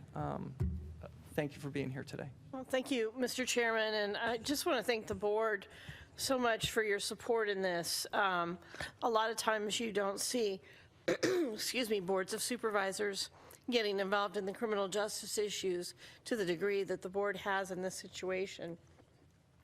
And I just want to thank you for your support, for coming out to the forums, for, publicizing like this. We know that so many kids and so many parents do not know about the dangers of fentanyl, and so this is the first step. I mean, I say the best crime is the one that never happens, and this is going to go a long way toward that. So thank you very much for that. And thank you, everybody seated over here. We have 2 fentanyl forums already scheduled for the first part of next year, and we're going to keep doing them. It really struck me that when we did the one at McClintock High School, you were one of 3 people, 3 families represented that had lost young people that just showed up at McClintock High School. So this is a very, very real thing, and not only are they killing our kids, but they're recruiting our kids to go over across the border and to bring large percentages or large numbers back of pills, and it is devastating to our community. Great, thank you. Any questions for County Attorney Mitchell? Mr. Chairman, I have no Tom. questions, but I just want to thank in particular Mr. Morales for coming here and sharing his story. Hopefully you're an inspiration to many young people, and it's a daily struggle, so we're praying for you. And Ms. Dukes, I'm so sorry for your loss. Thank you for sharing the story of your son. His light shines through you, and you're fighting for him every single day, and we appreciate it, and we send you our love, and we thank you, and keep fighting. Thank you so much. Thank you. I'm sorry, and for Ms. Mitchell, thank you for everything you're doing. You're fighting for these families, you're fighting for these young people, you're fighting for kids, and everything you do every single day exemplifies why I think you are the best prosecutor in the United States of America. Thank you. Thank you.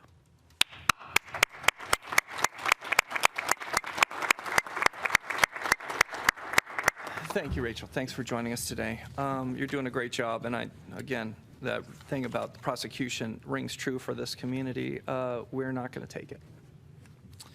So, and also, Dr. Johnston, again, thank you. There's nothing worse in my career than touring your area. You make it great. More people should see it. But the worst thing about it is seeing, bodies with young feet, sticking out of those bags.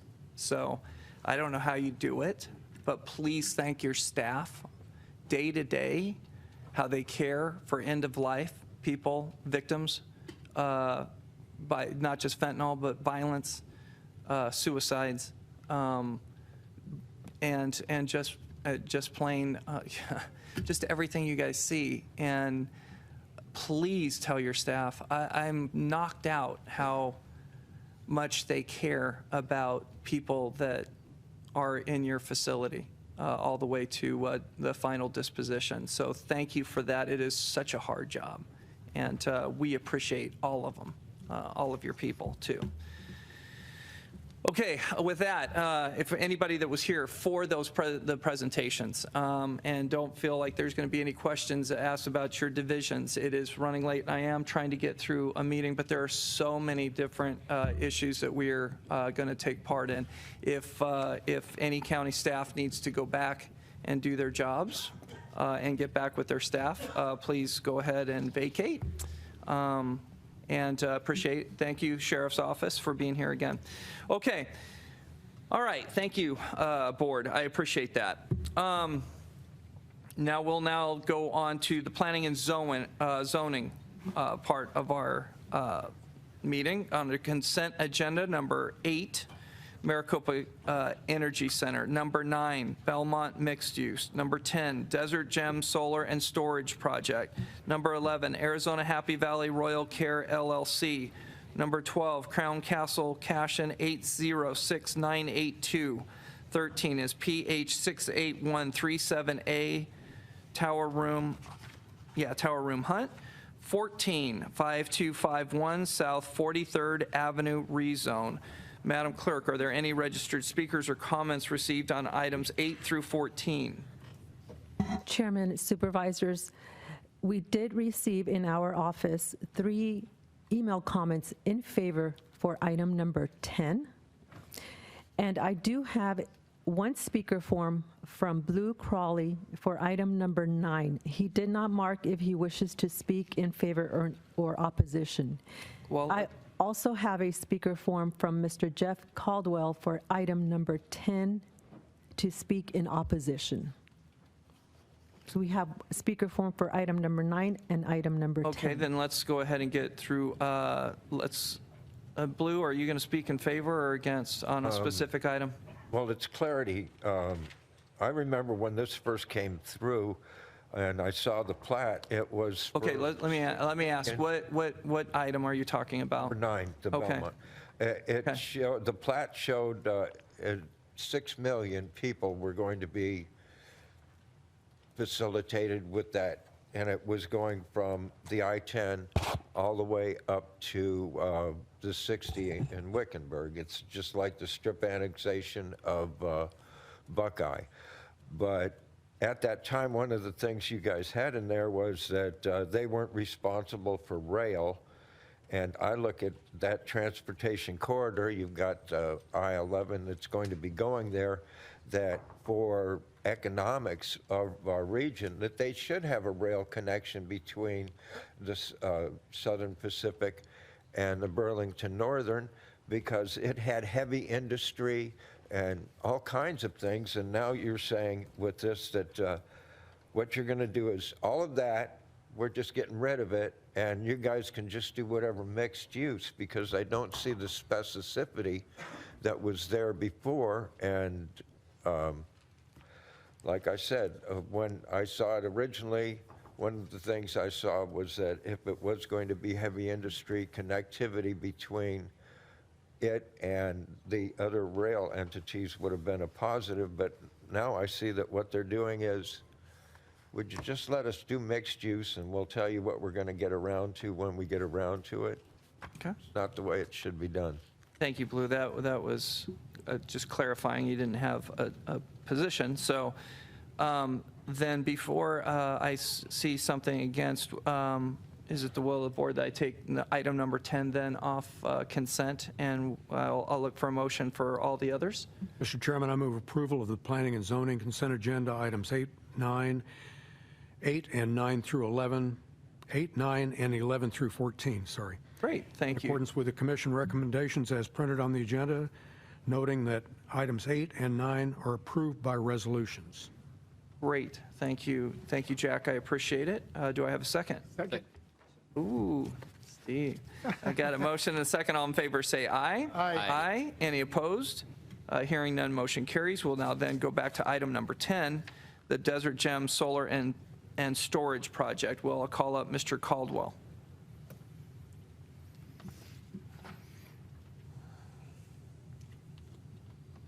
Chair, supervisors, unfortunately, I missed item 8, also had solar, and this one, I urge you to read the article called "How Modern Day Slavery in the Congo Powers the Rechargeable Battery Economy."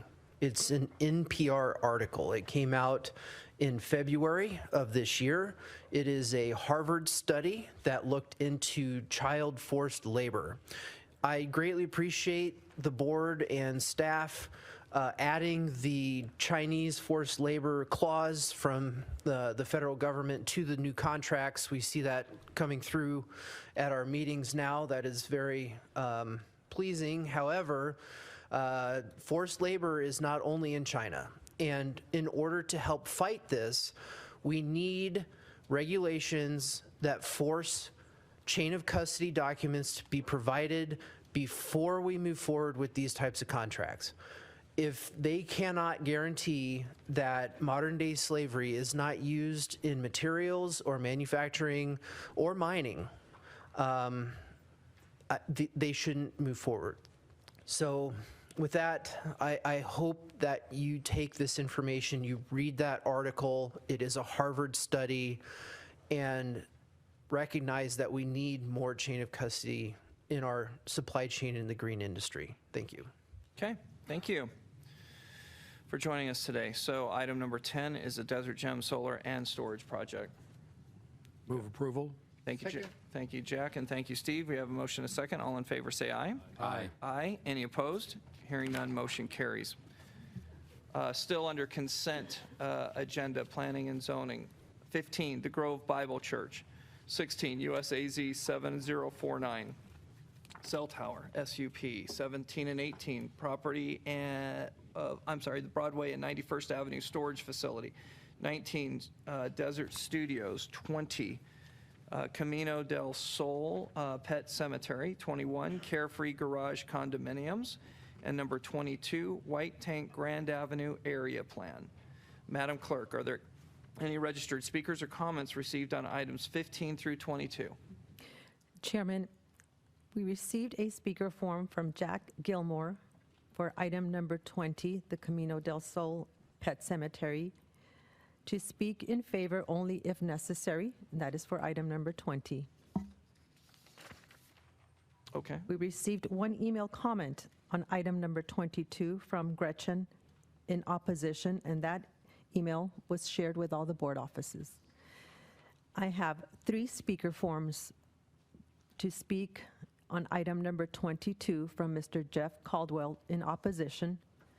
Blue Crawley, number 22, he did not mark if he's in favor or in opposition, and Leslie Shepard speak on item number 22, and she did not mark if she wishes to speak in favor or in opposition. Okay, then we will, let's switch then to items 15 through 21. Do I hear a motion? Mr. Chairman, I move approval of the Planning and Zoning Consent Agenda, items 15 through 21, in accordance with the commission recommendations as printed on the agenda. Great, thank you, Jack. Do I have a second? Second. Thank you, Steve. I have a motion and a second. All in favor, say aye. Aye. Aye. Any opposed? Hearing none, motion carries. Then we now will go to the item number 22, White Tank Grand Avenue Area Plan, Blue Crawley. followed by Mr. Caldwell. You wanted to speak, as well as Ms. Shepherd. Okay.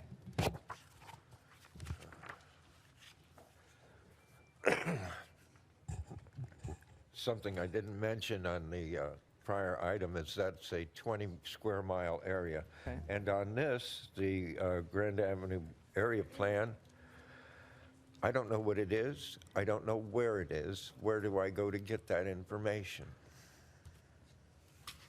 Okay. Because then I could say something either up, down, or sideways. We've had a series of public meetings up to this point. Okay, Mr. Caldwell.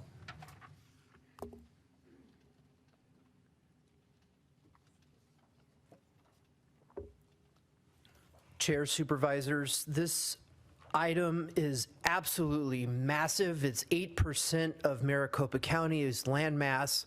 The information is on the agenda. If you click on it, you can see a little link in the right-hand corner on your website. I spent a lot of time researching this. You guys did a great job reaching out to the community to get feedback. I want to reiterate that the folks that filled out the surveys who live in the areas, 76% of the respondents stated that they want lower density and less intense development. This is in your guys' documentation. They want safer streets and less congestion. So no road diets, keep the rural aspect of the area. Please abide by what they've done. I greatly fear that the government interference in this area is going to go against these surveys. So please keep that in mind when you are developing in these areas. Again, great job on communicating strictly with them. I was unaware of all the surveys, and I've been tracking you guys for almost a year now, so thank you very much. Thank you. Ms. Shepherd. Yeah, I'll be speaking in opposition to it as well. I think that he laid it out really well, that the fact that 70% of the respondents actually let you know where they stood with it. I just have to encourage, I just have to say something encouraging. I was like kind of moved by your guys' sensitivity regarding the fentanyl. I actually felt like you actually meant what you were saying, and it meant something to me. It was surprising, but it was encouraging. You had said, Clint, that Ronnie, you know, his personal failings was a great testimony. But you have to stay. I'm sorry, listen. And I just wanted to thank you for that, because I'm hoping that you guys will stay consistent with going what the people requested and not be creating your own failings. Thank you so much. Okay, thank you. Okay, item number 22. Do I hear a motion? So moved. Thank you, Steve. Second. And thank you, Jack. Motion is second. All in favor say aye. Aye. Aye. Any opposed? Hearing none, motion carries, and I appreciate that, guys. The White Tank area, this is wholly within my district, I believe, and it is good to hear citizen input when it comes to planning, and that's what it's there for. So I'm greatly encouraged that people wanted to weigh in and say what their thoughts are, especially residents in that area. So, okay. Under planning and zoning now, you know what, before we go on to this, it's 11:23, all right? So we have you counted how many more agenda items with comments? As you guys know, I do this every time is what I can. I seal the speaker slips. So there was really important things at the beginning of celebrating our people and talking about the problems of the county. So that took a lot of time. 18 on agenda items, Chairman. Okay, so 18 times 2, I believe, is 30. That's 36 minutes worth of comments on agenda items. So if there are any of you, we're here to hear it, but if there are any of you that would like to pull some agenda items so we can get through the meeting as well as get to the public comment period. The public comment period at this point. 24 for public comment. Okay, so that's getting close to almost an hour of public comments. Okay, so I'm going to do my best, and my colleagues that I know that we have things to do and it gets commented on, and I'm also going to tell our staff that if you are waiting to the end of the meeting and you are not having your people attend the meetings themselves, that we got a big government, you are excused. So, going on to the regular agenda on number 23, Gamblers Row. Madam Clerk, are there any registered speakers or comments received on item number 23? Item 23 is in my district, so. Chairman, none were received for this item. Okay. Thank you very much. I'm going to ask for a motion, but I would like the residents to know they are reaching out. I appreciate all their comments, as we talked about before, when it comes to a plan. And on this specific item, I'll be asking for a specific motion in order to continue on. Mr. Chairman. Jack. I move that item number 23 be remanded back to the Planning and Zoning Commission. The applicant has requested remand so that he is able to conduct additional community outreach, alleviate opposition concerns with project modifications, and attempt to return to the board with positive recommendations from staff and the commission.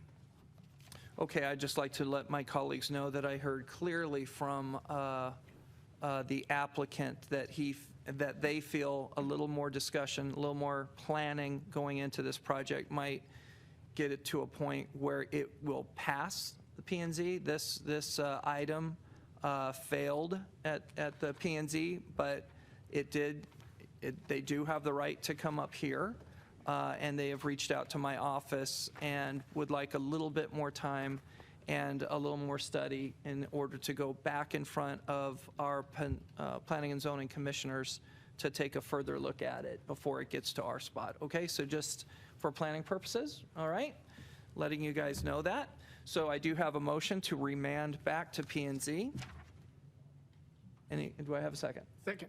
Thank you, Steve. I have a motion and a second. All in favor say aye. Aye. Aye. Any opposed? Hearing none, motion carries, and I know our Planning and Zoning Department heard that, so good luck to Gamblers Row. Off we go to, on still statutory hearings, Clerk of the Board 24, a de-annexation for the City of Phoenix to Maricopa County. Madam Clerk, are there any registered speakers or comments received on items 24? Chairman, I have none for item 24. Thank you. The board will now consider item 24. Move approval. Thank you, Jack. Do I have a second? Second. Thank you, Steve. I have a motion and a second. All in favor say aye. Aye. Aye. Any opposed? Hearing none, motion carries. Under statutory hearings, transportation, 25 and 26, patent easement abandonments. Madam Clerk, are there any registered speakers or comments received on items 25 and 26? Chairman, none were received for these items. Thank you, Juanita. Then I will look for the board will now consider item 25 and 26. Move approval. Thank you, Jack. And thank you, Tom. I have a motion and a second. All in favor say aye. Aye. Aye. Any opposed? Hearing none, motion carries. Under county officers, assessor. Is our assessor still here? There's his for any questions. So thank you, Eddie. 27, Mars project change request. The board will now consider item 27. Move approval. Thank you, Jack. Do I have a second? And thank you, Tom. I have a motion and a second. All in favor say aye. Aye. Aye. Aye. Any opposed? Hearing none, motion carries. Eddie, thank you for being here. And what I'd like to ask you, I won't be chairman, but I think that the time has probably come again for a new assessment on what's happening with the technology. I know that you are trying to install technology that will be great for the county in the future. You're doing a fabulous job with that, and hopefully that continues to keep our numbers of employees low by using technology. But it is an awfully big spend, and I think it's probably about time to get a full assessment for the board here in the next several weeks to talk about that. Okay? Okay. Good luck. All right. We'll now go on to Board of Supervisors, and thanks for joining us. I appreciate it. Under 28, appointment to the Merit Systems Commission. Chairman, I believe all these items were taken up earlier. Oh, we already got that. Hey, good. I sped it up by slowing down. All right, Clerk of the Board, 36 through 38, special event licenses for Vulture City Preservation, Inc., Leadership West, Inc. Under Constables, 39 and 40, grant funding from Constables Ethics Standards and Training Board. And under County Attorney, 41 and 42, grant funds from Arizona Criminal Justice Commission. The board will now consider items 36 through 42. Move approval of items 36 through 42. Thank you, Jack. Do I have a second? Second. Thank you, Steve. I have a motion and a second. All in favor, say aye. Aye. Aye. Any opposed? Hearing none, motion carries. Under Recorder, 43, appointments. Under Sheriff, 44, funds from Arizona Department of Education. 45, one-time addition to Fleet. 46, rescind and replace Task Force IGA. 47, IGA with the cities of Avondale, Buckeye, and Goodyear. Chairman, I do have two speaker forms, both for item number 43 from Leslie Shepard and Jeff Caldwell. Okay, would you guys like to speak on item 43? Mr. Caldwell first, please come up.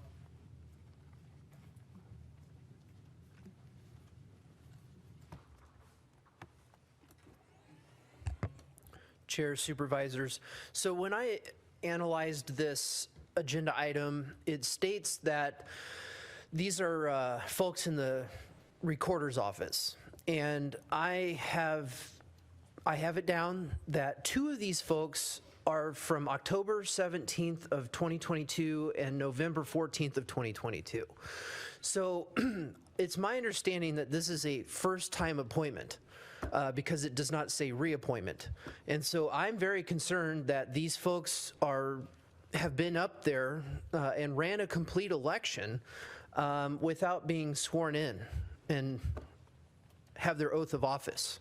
So this is very concerning to me. I don't know whether or not my concern is warranted, but I see a huge red flag. And then you also have a few other people who are from earlier this year. I can understand the final three who are from 2023, but there are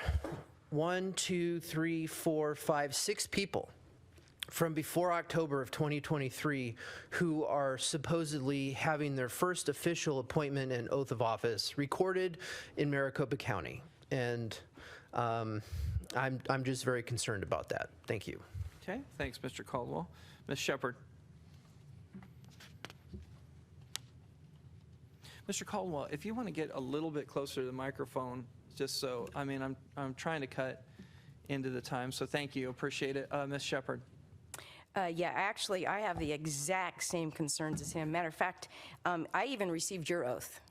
And I don't know that if you know that the very first statute that ever was passed through Congress was the oath of office. And I found out you don't even have that oath right.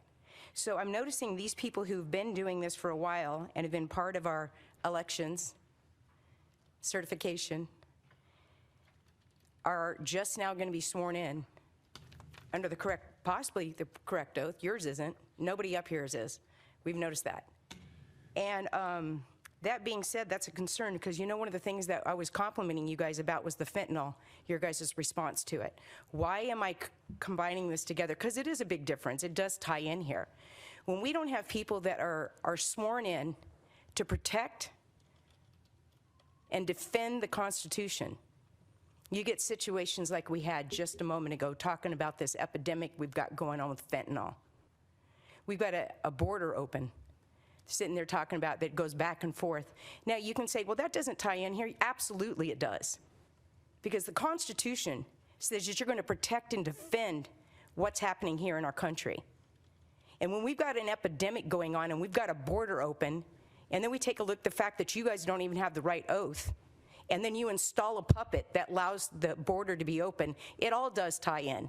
Because now it makes sense. Because you've not really taken the oath that actually allows you to be responsible and say that you're going to defend what's happening here. So yeah, I'm in agreement with Mr. Caldwell, but I actually even say with you guys, there's a big concern. Just a quick FYI, this meeting didn't get started for us until you did all your little shenanigans. When we have people get up here and they want to let other people speak on their behalf, that is their right and that is their privilege. So please don't be hostile to us. Thank you. Okay. 43 through 47. Mr. Chairman, I move approval of items 43 through 47. Okay, thank you, Steve. Do I have a second? Thank you, Tom. I have a motion and a second. All in favor, say aye. Aye. Aye. Any opposed? Hearing none, motion carries. Under adult probation now, items 48 through 51. Adult probation grants for FY 2024. Justice Courts, 49, IGA with the town of Paradise Valley. 50, IGA with the city of El Mirage. And under juvenile probation, 51 juvenile probation grants for FY 2024. The board will now consider items 48 through 51. Mr. Chairman, I move approval of items 48 through 51. Thank you, Steve. Do I have a second? Second. Thank you, Jack. I have a motion and a second. All in favor, say aye. Aye. Aye. Any opposed? Hearing none, motion carries. Under Superior Court, 52, appoint Superior Court Commissioner William W. Cawthorn as Superior Court Judge Pro Tem. 53, contingency funds for court technology staffing. 54, fill the gap plan. 55, permanent addition to fleet. 56, repurposing of non-recurring funding. 57, resolution for transfer of funds. 58, Superior Court administration grants for FY 2024. The board will now consider items 52 through 58. Chairman, I move to approve items 52 through 58. Great, thank you, Tom. Do I have a second? Second. Thank you, Jack. I have a motion and a second. All in favor, say aye. Aye. Aye. Any opposed? Hearing none, motion carries. Under County Management, Assistant County Managers, 59, resignation of Maricopa County Workforce Development Board member. 60, Maricopa County Workforce Development Board Service Provider Agreement revisions. 61, American Rescue Plan Act expenditure approvals and budget adjustments. Madam Clerk.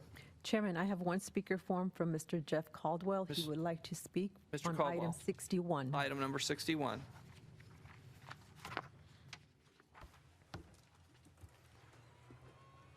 Chair, supervisors.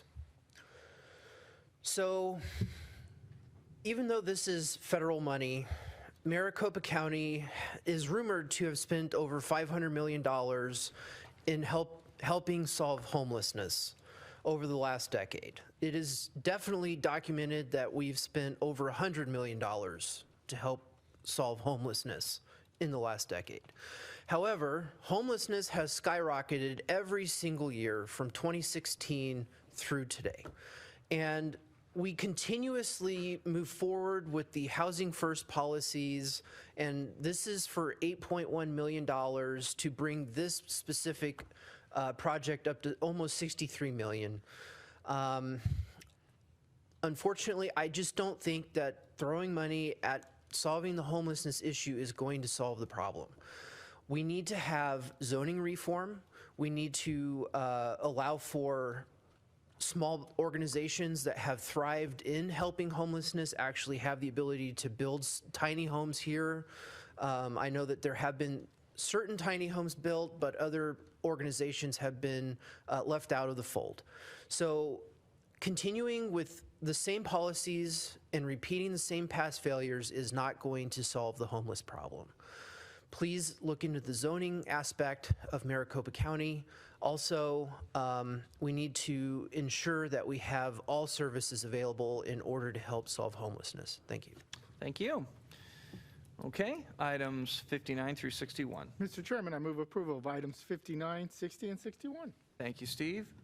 Second. Thank you, Bill. We have a motion and a second. All in favor, say aye. Aye. Aye. Any opposed? Hearing none, motion carries. Under county offices, air quality, 62, fireplace retrofit program expansion, 63, withdrawal of Rule 230. Under elections, number 64, precinct committeeman. Under emergency management, 65, Arizona Mutual Aid Compact. Number 66, increase in fleet. 67, security services budget increase. 68, subrecipient agreement with securing the city's jurisdictional partners, Daisy Mountain Fire and Medical. Are there any speaker slips on any of those items? I have none for these items, Chairman. Great, okay. So the board will now consider items 62 through 68. Move approval of items 62 through 68 with brief comment. Okay, thank you, Bill. Do I have a second? Second. Thank you, Jack. Bill? Thank you, Mr. Chair. Just really pleased to see the expansion of the fireplace retrofit program. So this is allowing more people in our community to have this opportunity, which will help to clean up our air in Maricopa County. Thank you, Mr. Chair. Thank you, Bill. Okay, all right. So I do have a motion and a second. All in favor say aye. Aye. Any opposed? Hearing none, motion carries. Under Enterprise Technology, 69, consent agreement for MOU with Arizona Department of Homeland Security. Under Equipment Services, number 70, permanent addition to fleet. Under Finance, 71, funds, transfers, and warrants. 72, electronic funds transfer authorization. 73, designee for expenditure limitation report. And number 74, accept tribal gaming funds from Tohono O'odham Nation. The board will now consider items 69 through 74. Mr. Chairman, I move approval of items 69 through 74. Second. Thank you. I have a motion and a second. All in favor say aye. Aye. Aye. Any opposed? Hearing none, motion carries. Under Human Resources, number 75, market ranges. Under Human Services, 76, agreement with Contexture.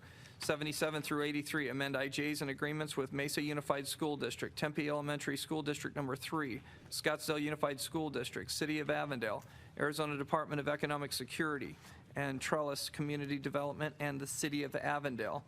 Chairman, Yes, Madam Clerk.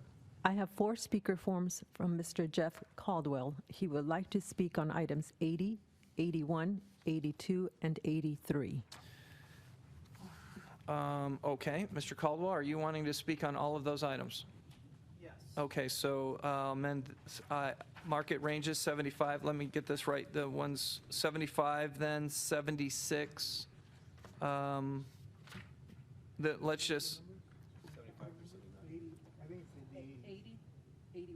I'm sorry, 80, 81, 82, and 83 are the items that he wishes to okay, speak so on. items 75 through 79, thanks, Tom. Items 75 through 79, did I ask for a motion yet on those two? No. Okay, I'm asking for a motion on items 75 through 79. Move for approval. Thank you, Jack. Do I have a second? And thank you, Tom. I have a motion and a second. All in favor say aye. Aye. Aye. And any opposed? None heard. Motion carries unanimously. Mr. Caldwell. Chair, supervisors, so I'll start with number 80. Number 80, this program shouldn't exist through the federal funding program. The total amount of money that is allocated to this program, if this agenda item passes, is technically only $860,000. That's still a lot of money. However, the government should be teaming up with the nonprofits in order to help the nonprofits raise the money through the free market. There are people who raise millions of dollars every single year to help with these types of projects. And the government should not be involved in attempting to lower entry points for housing or paying for people's rent.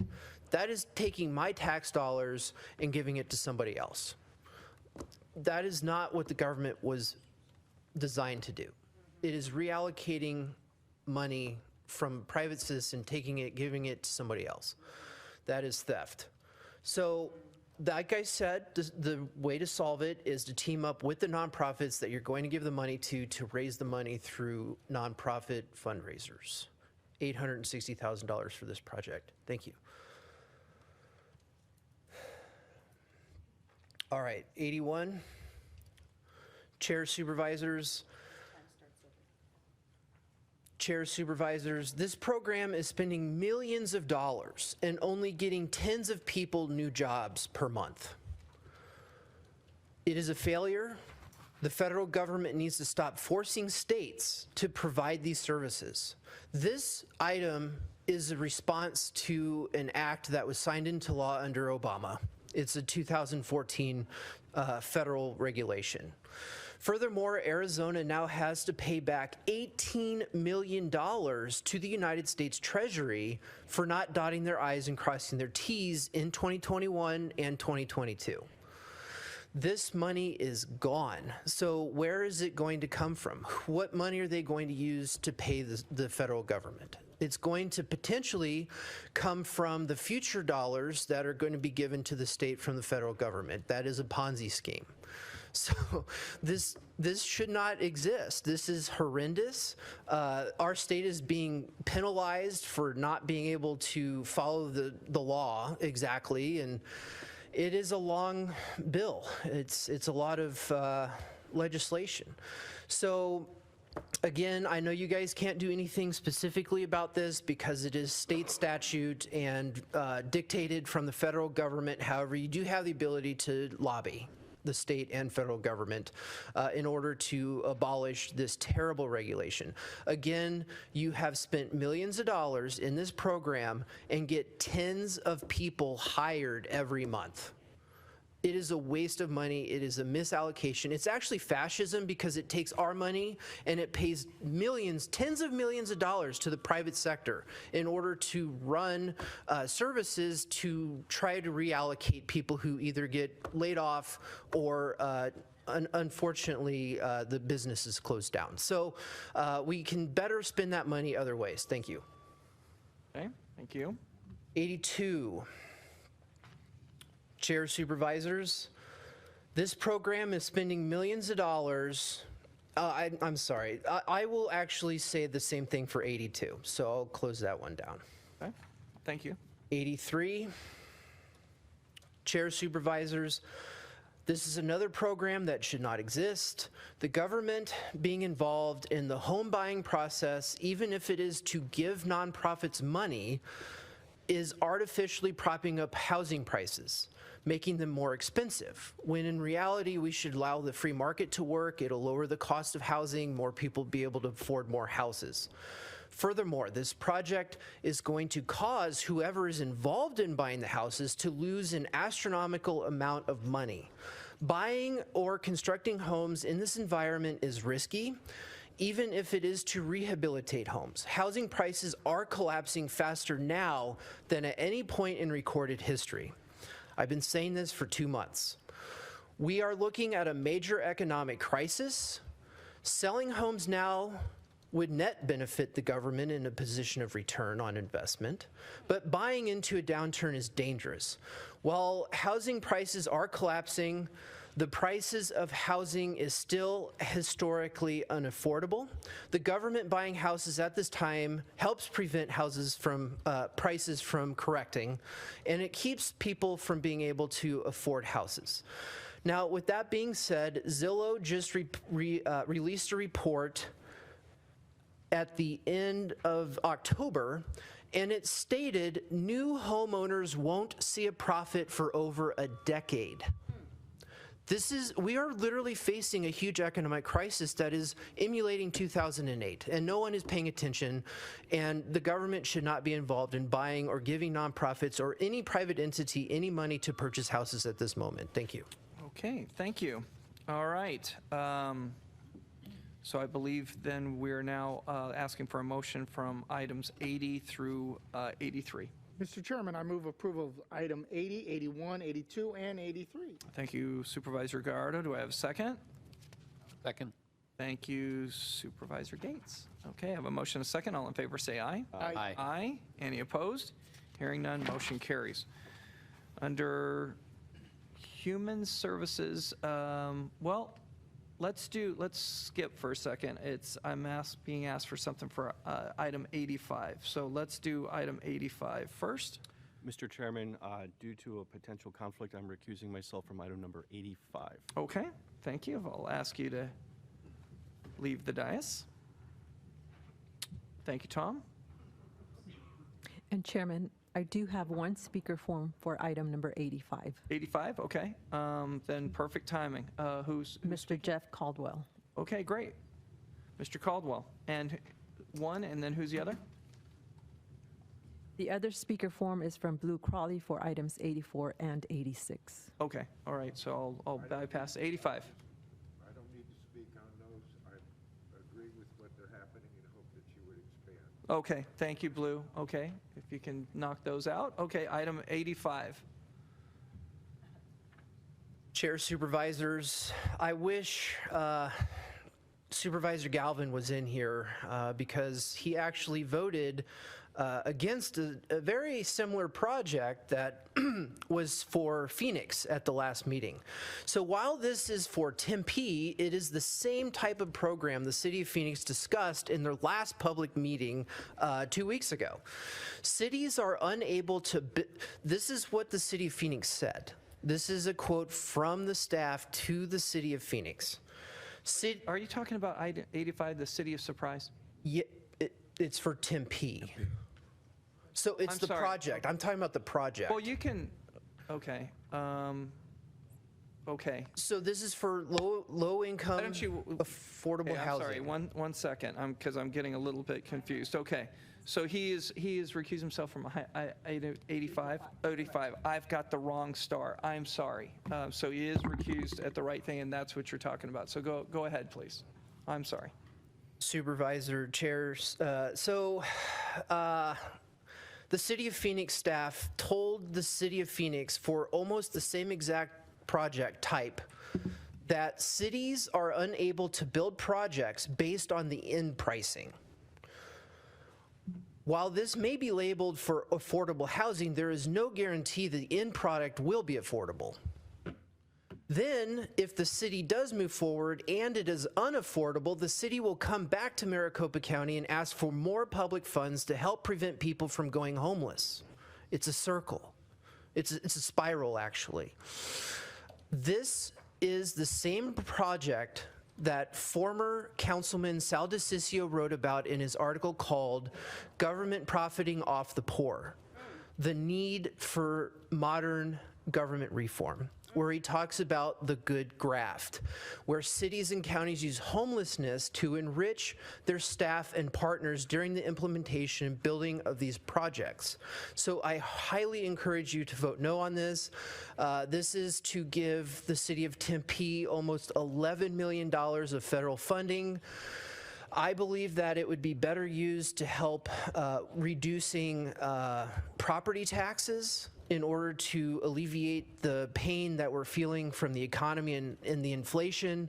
And also, again, this is where we can team up with nonprofits in order to help raise private funds in order to get the private industries that are efficient in building these types of projects to actually complete real affordable housing. Thank you. Okay, thank you. All right, then let's see, the board will now consider item just 85. Move approval. Thank you, Jack. Do I have a second? Second. Thank you, Bill. I have a motion and a second. All in favor say aye. Aye. Aye. Any opposed?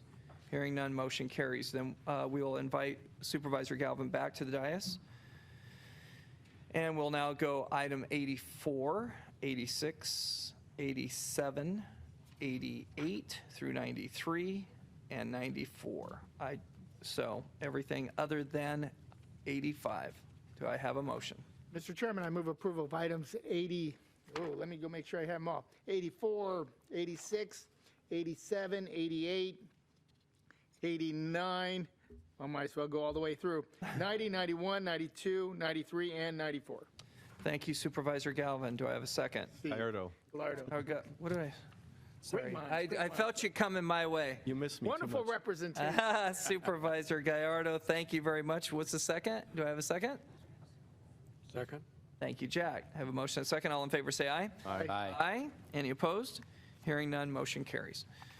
Under Parks and Recreation, item number 95, Maricopa County Parks Open Space and Trail System Plan. Under Procurement, 96, MC Durango Campus Electrical Infrastructure Improvements. 97, Air Quality Services. And number 98, Santan Regional Park Goldmine Trailhead Parking. Madam Clerk. Chairman, I have two speaker forms for item number 95 from Leslie Shepard and Jeff Caldwell. Okay, Ms. Shepard.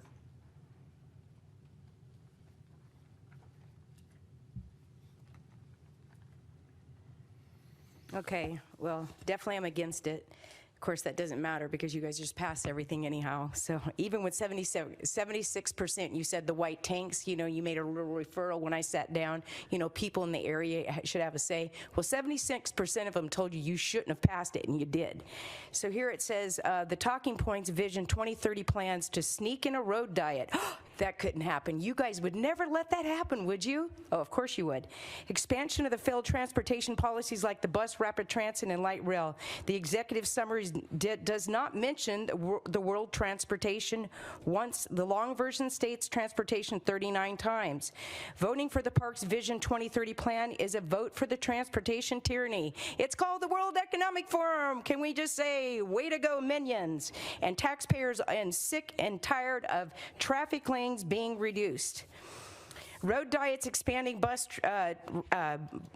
rapid transits, and expanding light rails, but small businesses out of business. Well, it will put small businesses out of business. Increase crashes, serious injuries, increased traffic and pollution.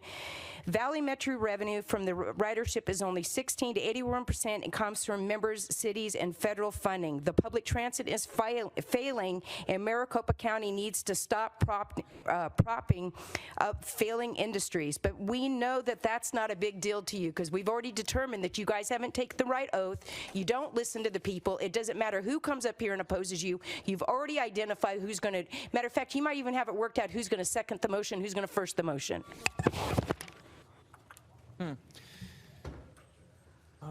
Was that the only speaker slip? Jeff Caldwell would like to Caldwell. also speak on item number 95. Great, thank you. Welcome.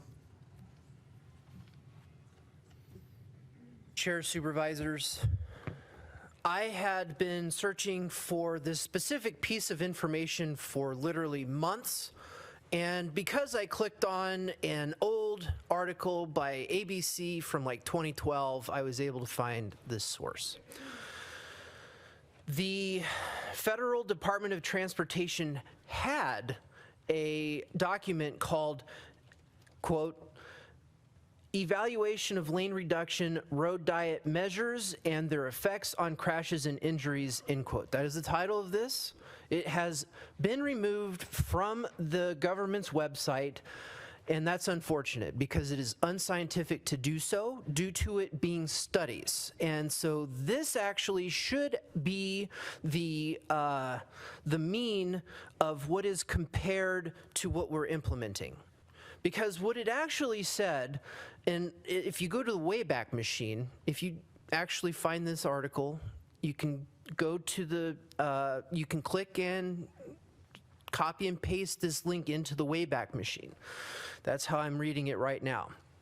It says, if you implement road diets on roads that have 20,000 or more vehicles per day, it will increase traffic congestion and increase the risk of crashes.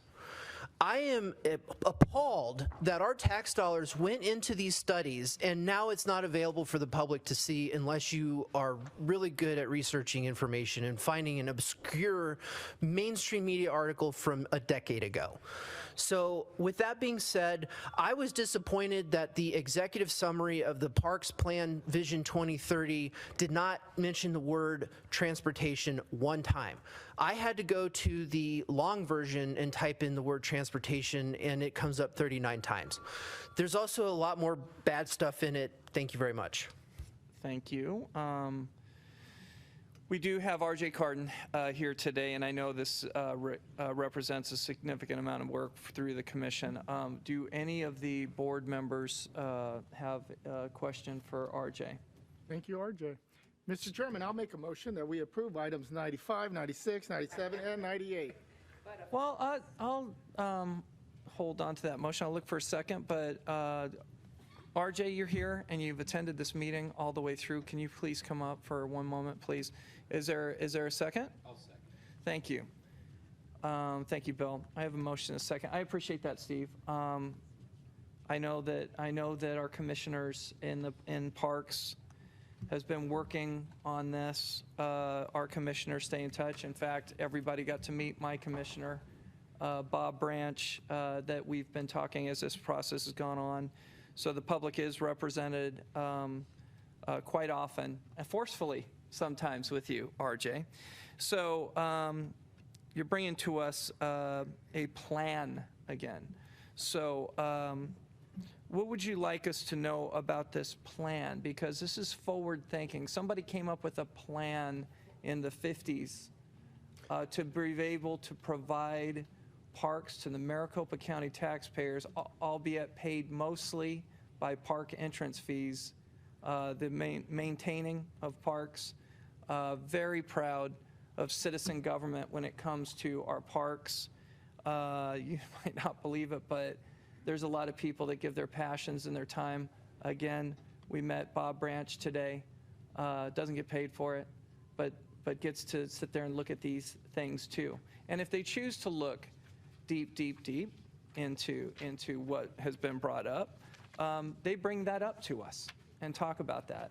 So RJ, can you just take us just briefly what this plan is and isn't for the Parks Department?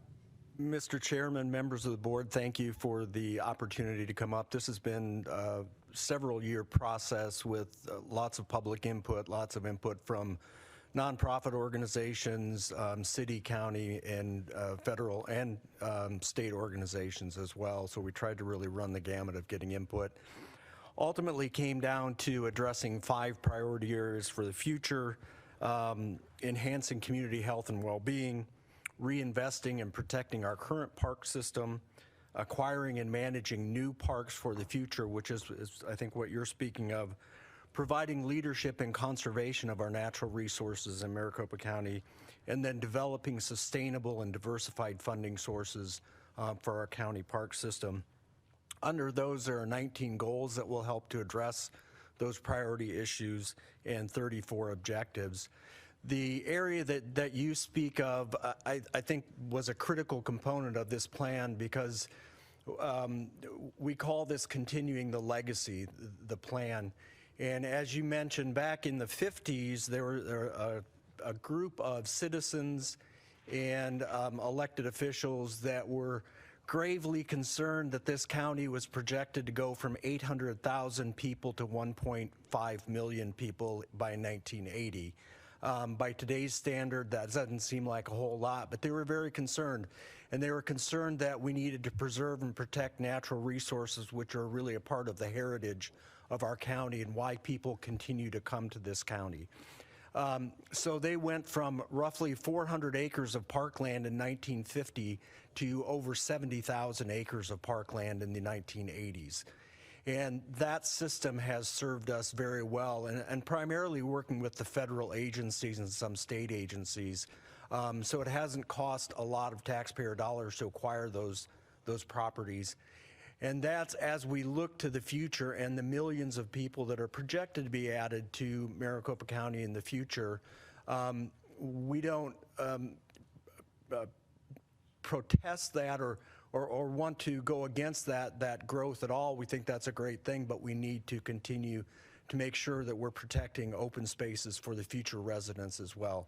So a lot of this plan discusses protecting open space, adding trails for recreation into the future, and conserving our natural resources to protect against invasive species, wildfires, and things like that.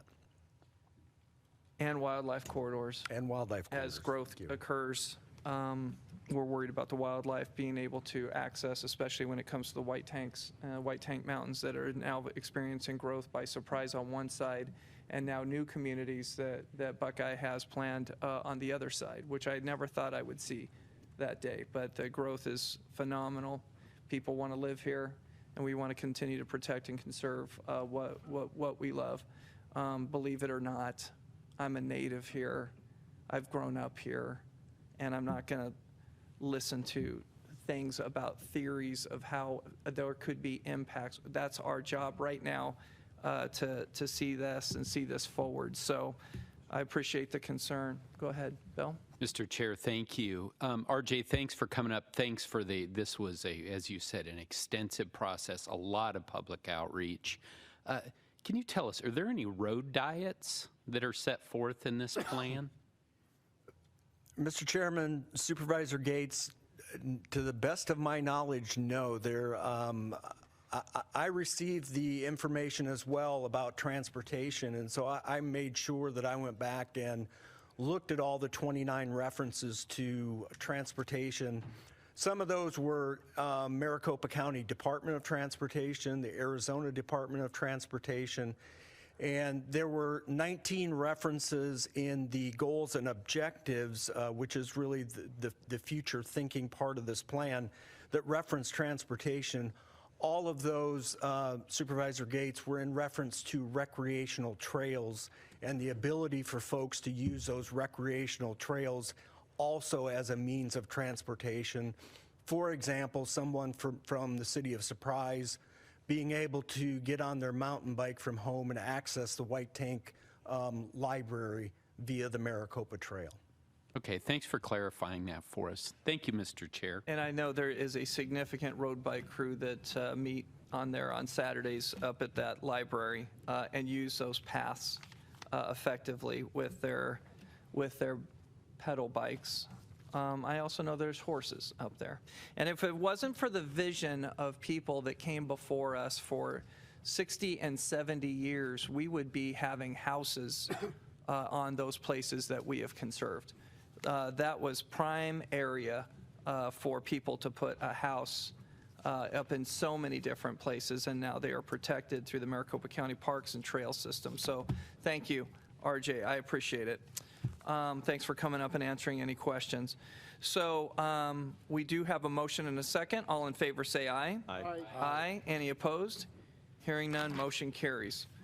Okay, under public health, number 99, use of opioid settlement funds. 109, appointment to the Ryan White Planning Council. 101 through 103, amend contract with the Hologic Sales and Service LLC, Practice Synergy, Southern Arizona AIDS Foundation. 104 through 107, contracts, IJs, and purchase order with Western Regional Medical Center, Area Agency on Aging, Arizona Department of Health Services. The board will now consider items 99 through 107. Chairman, I do have a few speaker forms. I have one speaker form from Jeff Caldwell in opposition for item number 104. That's the contract with Western Regional. And for item number 105, the contract with Area Agency on Aging from Bob Grant in opposition, Nancy Wilming in opposition, Leslie Shepard, item number 105 also, and Jeff Caldwell, item number 105 in opposition. Okay. Board members, we want to continue on, right? Yep, got time. Okay, yeah. So please read off in order. Item number 104, Jeff Caldwell. Chair, Supervisors, so I spoke on a similar item the last time that we were here, and I said this the same way. I can literally copy and paste the talking points and just substitute the name of the entity that is being used in item 104.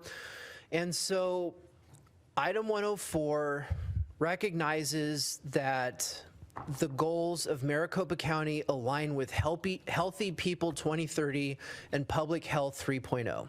From health.gov's website, health equality in Healthy People 2030, Healthy People 2030's emphasis is on health equity, and it is closely tied to its focus on health literacy and social determinants of health.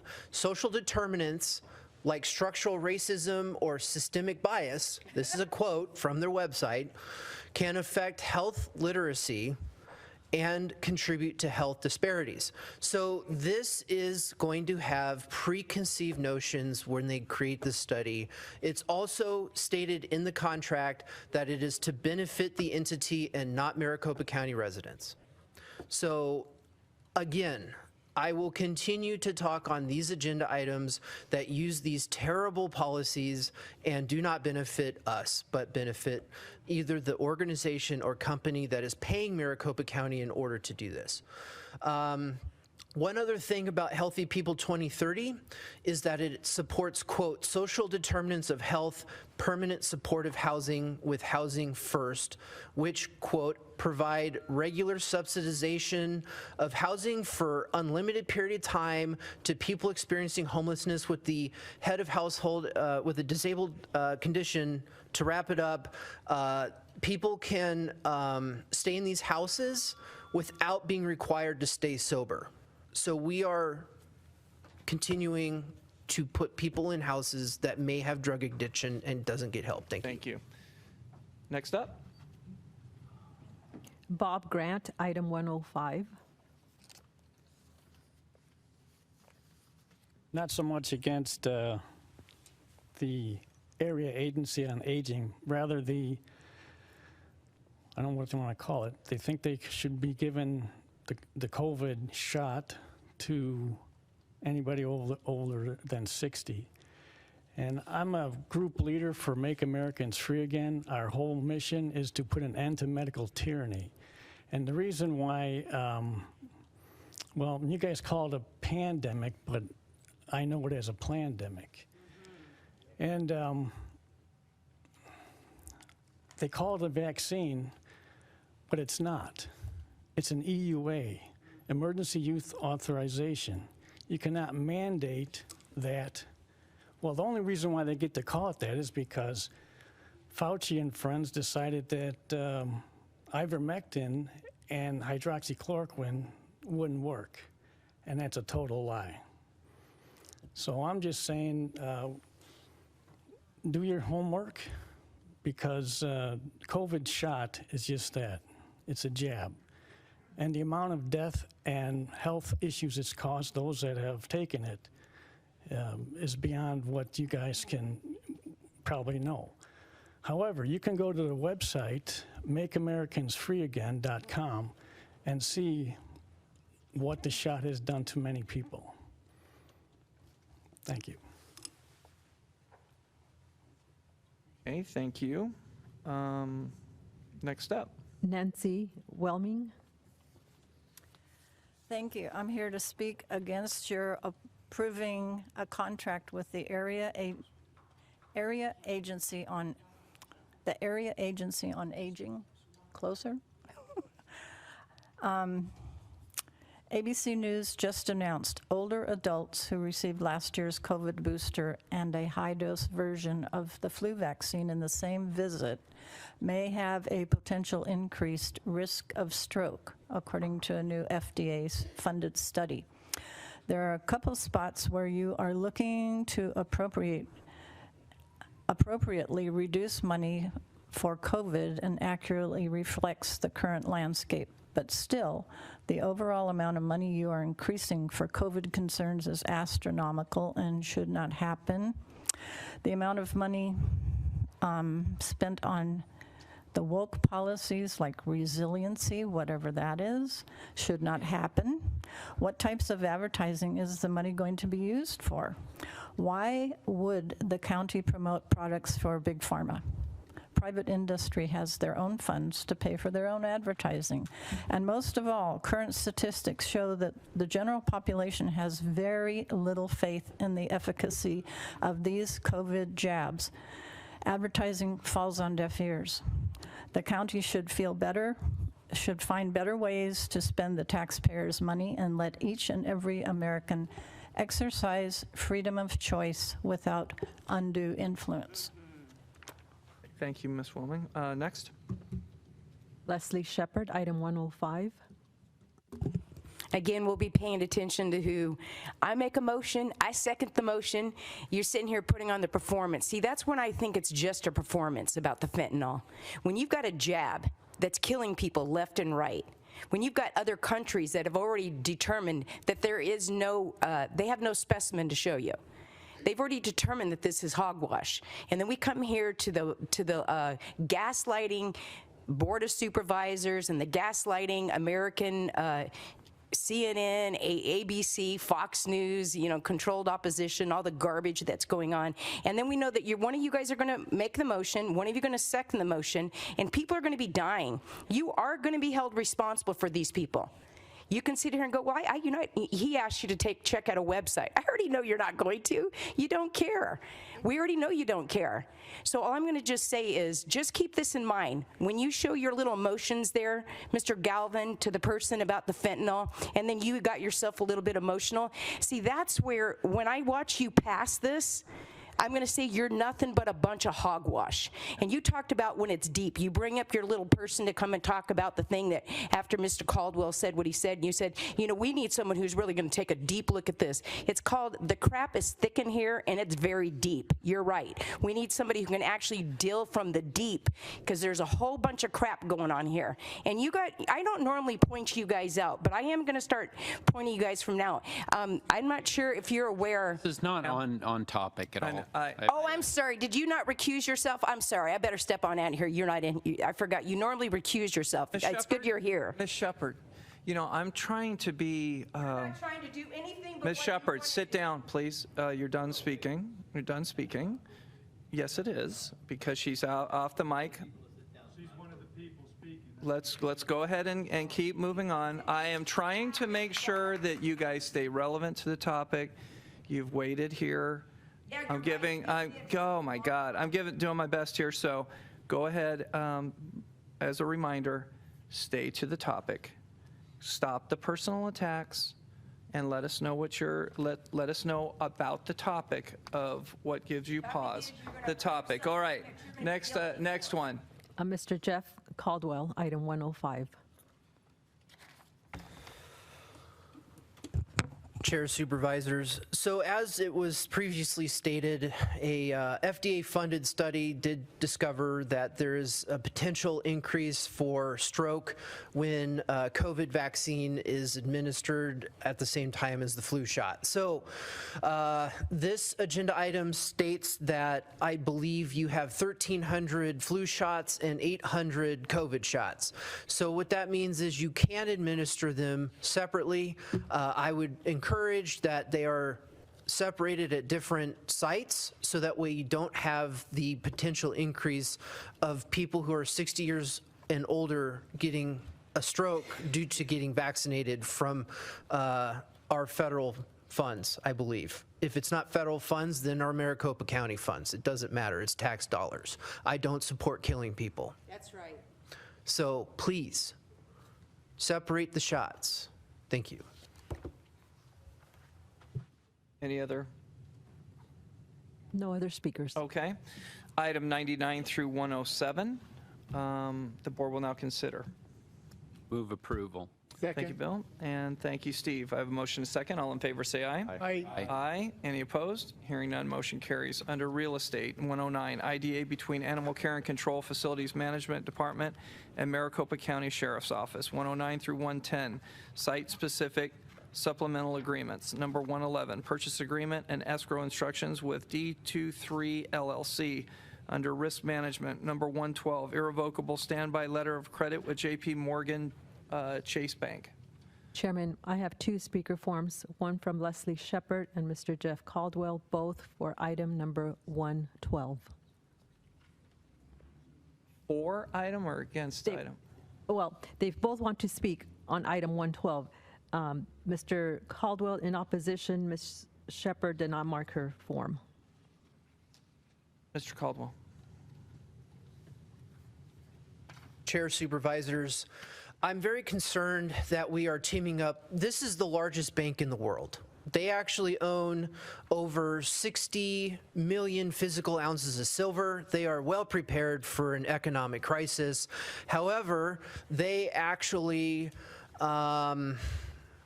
just had to pay a settlement due to their involvement with Jeffrey Epstein. So I am extremely concerned that we are teaming up with JP Morgan. I would highly encourage, and I know that they probably offered the highest amount of credit that you can get due to their leverage and power and authority within the banking industry, but please stop doing business with this bank.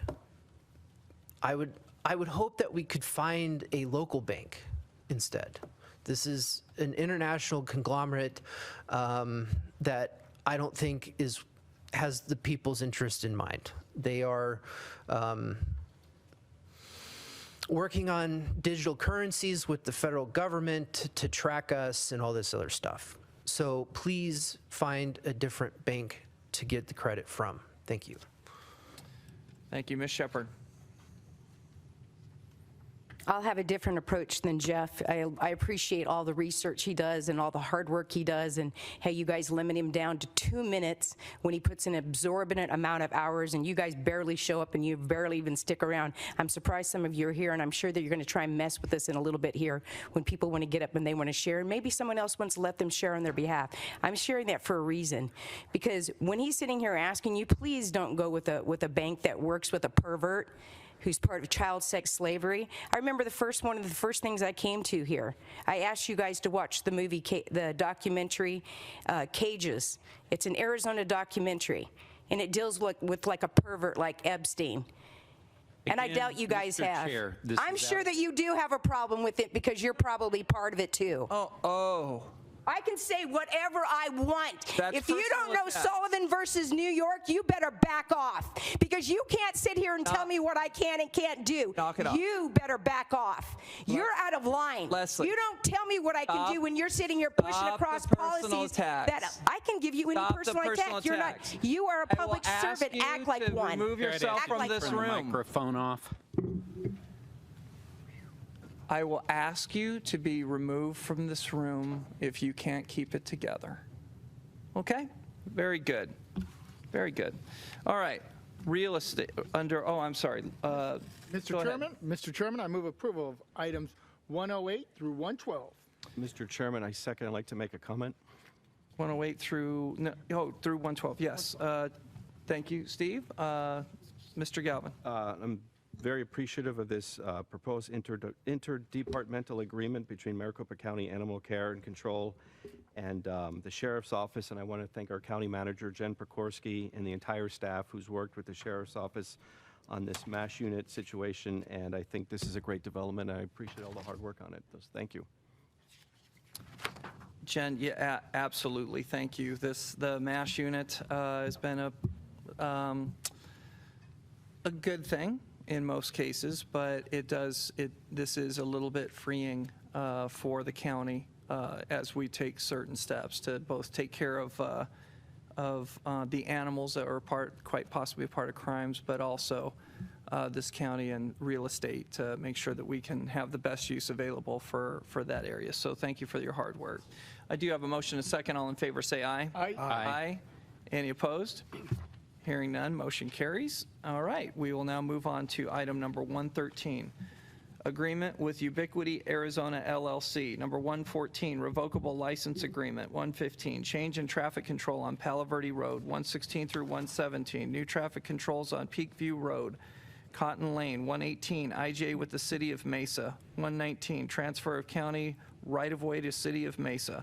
Number 120, easement right-of-way relocation assistance documents. The board will now consider items 113 through 120. Mr. Chairman, I move approval of items 113 through 120. Thank you, Jack. I have a motion, and do I hear a second? Second. Thank you, Bill. I have a motion and a second. All in favor say aye. Aye. Aye. Any opposed? Hearing none, motion carries. Under Industrial Development Authority, 121, resolution approving issuance of bonds for Prescott Valley Charter School. The board will now consider item 121. Chairman, I have one speaker form from Jeff Caldwell. He would like to speak in opposition of item 121. Mr. Caldwell. Chair, Supervisors, my major concern is that Maricopa County is issuing the bonds to be loans for charter schools located in Prescott Valley. They are located outside of Maricopa County. So my major concern is, why are we issuing these bonds to loan to an entity outside of our jurisdiction? That's what I don't understand. Is it for profit? Are we trying to make money off the school system? I don't know. But it's us, it's our bonds, and it's going to an outside school district. I personally do not believe that Maricopa County should be involved in this, but I mean, that is my concern. Thank you. Thank you. Okay, that's it for that. item 121 then. The board will now consider items 121. Move approval. Second. Thank you, Bill. Thank you, Tom. Motion is second. All in favor, say aye. Aye. Aye. Any opposed? Hearing none, motion carries. Under setting of hearings, clerk of the board, 122, bingo license application for Smiling Out Loud. 122 through 127, de-annexations from the city of Glendale to Maricopa County. Under planning and zoning, or I'm sorry, planning and development, 128, planning and zoning setting of hearings. Under sheriff, 129, video recording processing fees. The board will now consider items 122 through 129. Mr. Chairman, I move approval of items 122 through 129. Thank you, Jack. Do I have a second? Second. Thank you, Steve. I have a motion and a second. All in favor, say aye. Aye. Aye. Aye. Any opposed? Hearing none, motion carries. Under consent agenda, number 130, cancellation of, okay. Thank you, Tom. Under 130, cancellation of election and approval of appointments. 131 and 132, donations. 133 and 134, duplicate stale dated warrants. 135, treasurer's collection and disbursement summary. 136, tax abatement. 137, minutes. 138, RICO funds quarterly report. 139, special taxing district canvass of elections. The board will now consider items 130 through 139. Move approval. Thank you, Bill, and thank you, Steve. I have a motion and a second. All in favor, say aye. Aye. Aye. Any opposed? Hearing none, motion carries. Consent agenda on item number 140. Supervisor Gates is going to have to recuse on this item. 140 is a settlement resolution of property tax cases and claims. The board will now wait for Bill. The board will now consider item 140. Mr. Chairman, I move approval of item 140. Thank you, Steve. Do I have a second? Second. Thank you, Jack. I have a motion and a second. All in favor, say aye. Aye. Aye. Any opposed? Hearing none, motion carries. Under Board of Supervisors Addendum, Human Services, 141, IGA with the Town of Wickenburg. Under Procurement, 142, Physical Security Systems, Parts and Services. Under Transportation, 143, IGA with Arizona Commerce Authority. Bill back. Oh, I'm sorry. Yes. God, I'm trying to roll. Go ahead. If you could invite Bill back to the board. Thank you. Thank you, Bill. Thanks for joining us. Sorry, let me read that off again. We are now under the Board of Supervisors Addendum. Under Human Services, 141, IGA with the Town of Wickenburg. Under Procurement, 142, Physical Security Systems, Parts and Services. Under Transportation, 143, IGA with the Arizona Commerce Authority. Excuse me, Chairman. I have one speaker form from Blue Crawley. He would like to speak on item 141. Okay. Voice my support. Go ahead. Voice your support? Okay. Well, let's see if I have a motion in a second. Do I have a motion in a second? Mr. Chairman, I move approval of items 141, 142, 143. Thank you, Steve. Do I have a second? Second. Bill. Thank you, Bill. All in favor, say aye. Aye. Any opposed? Hearing none, motion carries. And I'd just like to comment, item 141 is in my district. This IJ with the Town of Wickenburg. I want to let the mayor know, the service workers know that have called me, the teachers, law enforcement. I've had a fireman family call me and talk to me about affordable housing and the basically almost unavailability. Blue, maybe you can speak about that. Just joking. But listen, Wickenburg is out there, way out there. It is 40 miles away from the closest, basically, home housing opportunities in the Northwest Valley, and it is awfully difficult for the restaurants and the service people to try to maintain a household or maintain living there without having to get in a car and drive back and forth. Air quality, all the sorts of stuff, the safety aspect of getting vital workers to be up there and support that community. So I want to thank Mayor Pereira for bringing this to our attention, working with us and working with the county to provide even a sliver of affordable housing. It is extremely difficult for businesses. I've heard it from Freeport-McMoran that there is just not the availability. This gives us an option to get more families, more people living there closer to their job and provide them economic opportunity, as well as the Town of Wickenburg to continue to create a workforce as that town grows. So thank you to my board, and thank you to the town of Wickenburg for working with us to make this vision hopefully a reality very soon. So thank you. Next up, Improvement District, number 144 minutes. So we will recess as the Board of Supervisors and convene as the Improvement District Board of Directors. 144 is minutes. The board will now consider item 144. Move approval. Second. Thank you, Steve and Jack. I have a motion and a second. All in favor say aye. Aye. Aye. Any opposed? Hearing none, motion carries. We will adjourn as the Improvement District Board of Directors and convene as the Flood Control District Board of Directors. Under Flood Control District, thank you, Tom. Under Flood Control District, 145 through 147, contract agreement and IGA with J.E. Fuller Hydrology and Geomorphology, Inc. Keith Flake, City of Chandler, for 148 minutes. 149, change order to contract for Buckeye FRS number 1 rehabilitation. 150, easement, right-of-way, and relocation assistance documents. The board will now consider items 145 through 150. Mr. Chairman, I move approval of items 145 through 150. Thank you, Jack. Do I have a second? Second. Thank you, Bill. I have a motion and a second. All in favor say aye. Aye. Aye. Any opposed? Hearing none, motion carries. We will now adjourn as the Flood Control District Board of Directors and convene as the Library District Board of Directors. Thanks, Jeremy, for sticking around.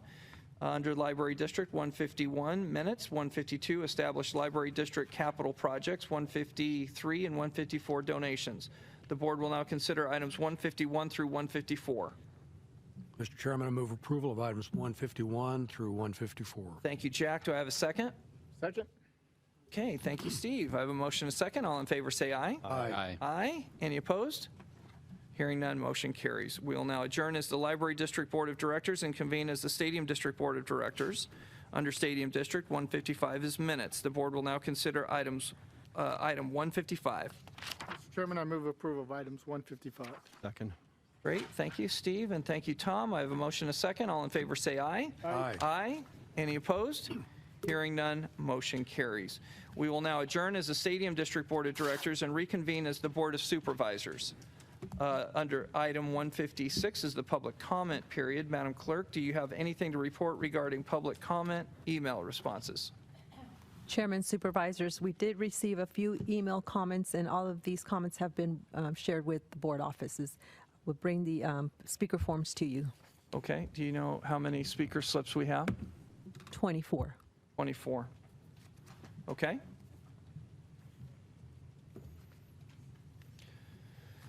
Okay, I wanted to go ahead and our county attorney's office is here today. Can you please let us know the rules of public comment period for the people that are new here? Yes, Mr. Chair. This is the time set aside for public comment. Pursuant to open meeting law, public comment is a privilege offered at the discretion of the board and continues at the discretion of the chair. When your name is announced, please come to the podium, state your name, and identify the issue that you want to address. You will be given 2 minutes to speak. A warning signal will sound with 15 seconds remaining on the clock. At that time, please make your concluding remarks. In order to make sure all who have registered have an opportunity to speak, the 2-minute time period will be strictly enforced. Please try to add information rather than making repetitive comments. Clapping, loud outbursts, or profanity will not be permitted. It is important to note that pursuant to the open meeting law, during public comment, board members may not respond except to specific criticism made, to ask staff to review the matter, or to give direction to place the matter on a future agenda. Also, if the public comment concerns matters currently in litigation, on the advice of counsel, the board will not respond because the appropriate forum for such matters is in the courts. Thank you, Mr. Chair. Thank you. Okay. Mr. Caldwell, Jeff Caldwell would like to use 2 minutes of the public comment period. Mr. Caldwell.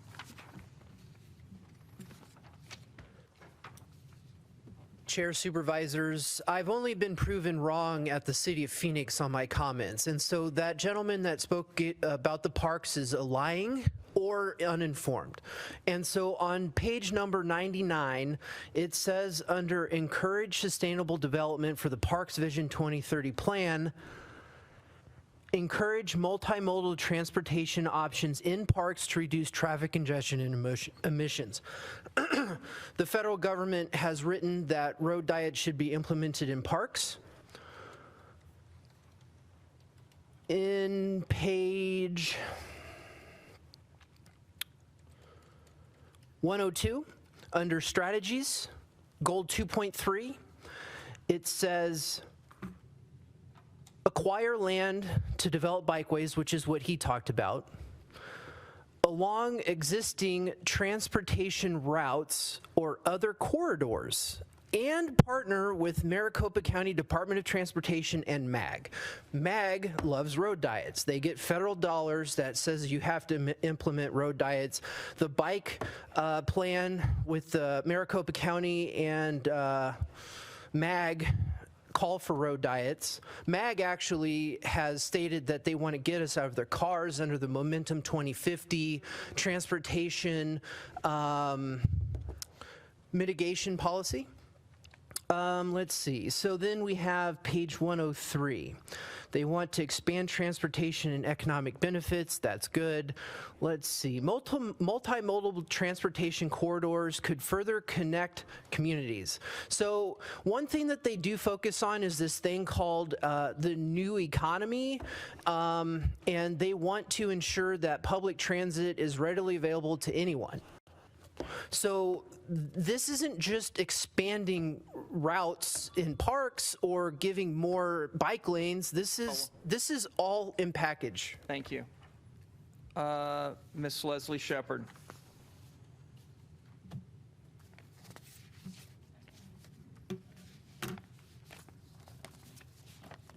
Thank you for the baby step forward in providing us some drinks in the back there. We have to leave our own and take yours. That's called control. I don't think so. Merry Christmas. Not really. So you gentlemen have sat there and said, I can't say what I need to say during certain points because I need to stay focused. You, Mr. Bill Gates, are a disgrace. You are the one that was in charge of this BOS when you certified our fraudulent governor, and the fraudulent Secretary of State, and the fraudulent Chris Mays, which is doing what they're doing in Cochise right now. Adrian Fontes in 2019 gave you guys the power to certify these elections. And how sweet that you guys certified him as the Secretary of State. It couldn't be a coincidence, could it? You, Mr. Galvin, are an embarrassment of a PC. You act like you're involved, you're not. You haven't shown up to one for almost 2 years. You've been asked several times here. Mr. Hickman, you say, I'm local, I care. Actually, I don't think you do, because we've gotten worse and worse with you as the chairman. Mr. Jack Sellers, I'm not even sure about your situation. Mr. Galarga, you're the biggest insulter when it comes to election integrity, or as you call them, election deniers. You're the election denier. It doesn't matter how many people come up here and tell you all the things that go on election day where people are disenfranchised, and you sit there with your head up in a hole somewhere. I don't know whose hole it is, but it's up somebody's. So this is the deal. You guys need to understand, we know that you guys have not sworn in. Your time is limited. You have a chance to repent, and I hope you take that opportunity. I can bring in my own water. We can bring in our own drinks. Quit being controlling. We're not going to throw them at you. We already have done it. You're so rude. Continue filming. I know that was for the film, so if you want to... I wasn't filming. Do you want me to come up there? Oh, you had him film. Oh, okay. You're done. Thank you. Merry Christmas. You know what that means? Merry Christmas. Yeah, it's called showing love and civility to your common man. All right. I'd like you to do that. Louis Herms. Louis Herms.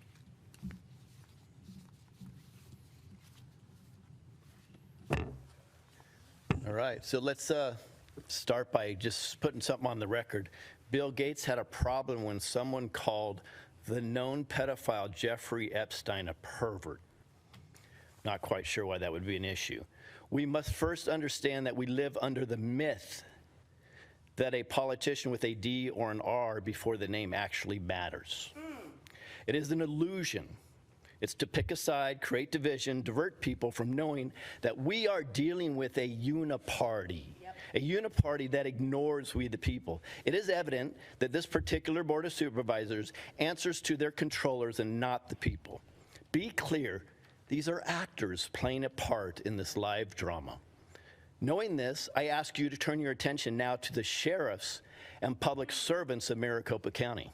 They must act to end tyranny now. The fate of this Board of Supervisors is already set in stone, and they will be dealt with legally and spiritually. But you, the sheriffs and public servants, still have a chance to do the right thing. No longer will the excuse, "I'm just doing my job," be acceptable. You took an oath, and you have a constitutional duty to end tyranny now on every level. Have the courage to stand out and take action.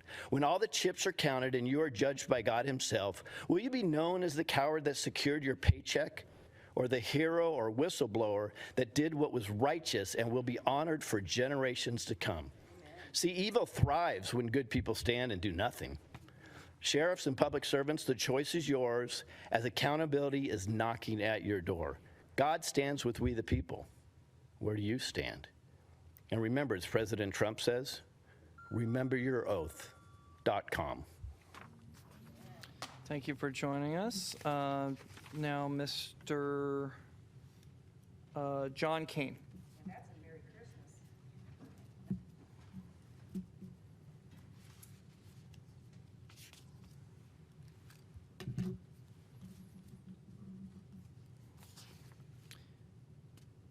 And if you would like, Wendy Genesee will be next.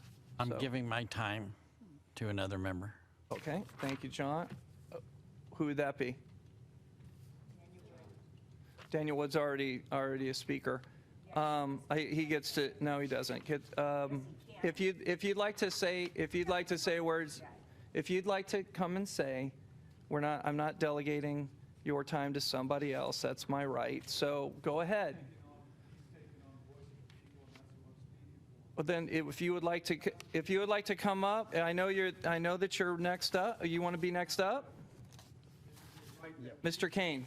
Mr. Kane, if you wanted to use 2 minutes, you can't delegate. I'm giving my time to the voice of the people. You can go. Then you'll give him. He can take his 2 minutes then now for himself. You have 2 minutes to speak max today. I'm speaking on the court case CV 2023. Daniel Wood for my board. Daniel Woods. Right. Okay, go ahead. Now that court case is a court case that we filed, a constitutional question, original writ. In that original writ, we show that you are no longer elected per the Constitution, therefore you have no authority. We also showed through a writ of subpoena that you were given, every one of you, and you're in contempt of the writ of subpoena, where you do not provide the oath of office under Stat 1. In this oath of office, you do not have authority to speak whatsoever. Whatsoever. I will stand here, and I'm going to speak, and I'm willing to go to jail, and I will take every last one of you, and I'll take every one of your personal belongings too by court. And I will go up to the Supreme Court all the way, and I am going to the military. As this right here, writ of quo wanto, was filed in the court and was filed with the military. 200 military officers, generals, admirals, and colonels have this.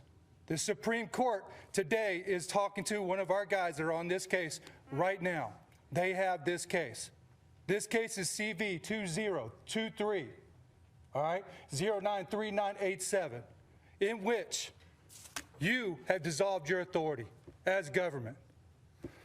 Writ of quo wanto, authorized King James Version, Romans 13, 1 through 2. Let every soul be subject unto the higher powers, for there is no power but of God. The powers that be are ordained of God. Whosoever therefore resist the power, resist the ordinance of God, and they resist shall receive themselves damnation. Maxims of Law, Charles A. Weissman, 1990. Maxim 51:0, all political power is inherent in the people by decree of God. Thus, none can exist except it derives from them. American maxim. Thank you. Thank Maxim you for your time. 51K, the law is not to be violated Off the microphone, by please. You are done with your, Mr. Wood, you are done with your 2 minutes. 2 U.S. 30. You are done with your 2 minutes. Okay. The Constitution is certain and fit. Security. It contains no Security. permanent Bye, law bye, of the Mr. people, Wood. and is the supreme Bye, law Mr. of Wood. man. It Bye, is Mr. Wood. paramount- Bye, Mr. Wood. it is paramount- Hey, Merry Christmas. Off you go. you know better. Thank. Are you a certified law enforcement officer? Yo, yes, he You're is. not a certified law enforcement. Get a certified law enforcement officer. They have jurisdiction in this auditorium. All right. Now arresting me without certification as a law enforcement officer. You are. You got me. You're kidnapping me. You're moving me. I'm telling you right now. The chairman is asking. The chairman is asking you to be removed, and Miss Leslie Shepherd, you are finished as well. Give their time to him. You have given your 2 minutes. Hey, the right to speak is not a privilege, and you're all about to find out. Right. Okay, Miss Genesee.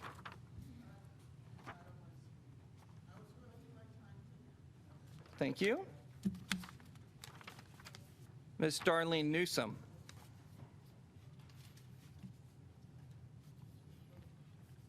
Good afternoon now, Miss Newsome. Thank you for joining us today. Good afternoon. Again, my name is Darlene Newsome. I'm the retired CEO at UMOM New Day Center. UMOM is a large homeless shelter, and we also provide services to single women, and we're a developer of affordable housing. I do want to thank the supervisors for approving the affordable housing today, because we all know that affordable housing is in a crisis right now for not only the low income, but for our workforce. I am urging you to reconsider putting the IGA for the city of Scottsdale back on the agenda for the 10 hotel rooms. That's a bridge program that will provide short-term shelter for families.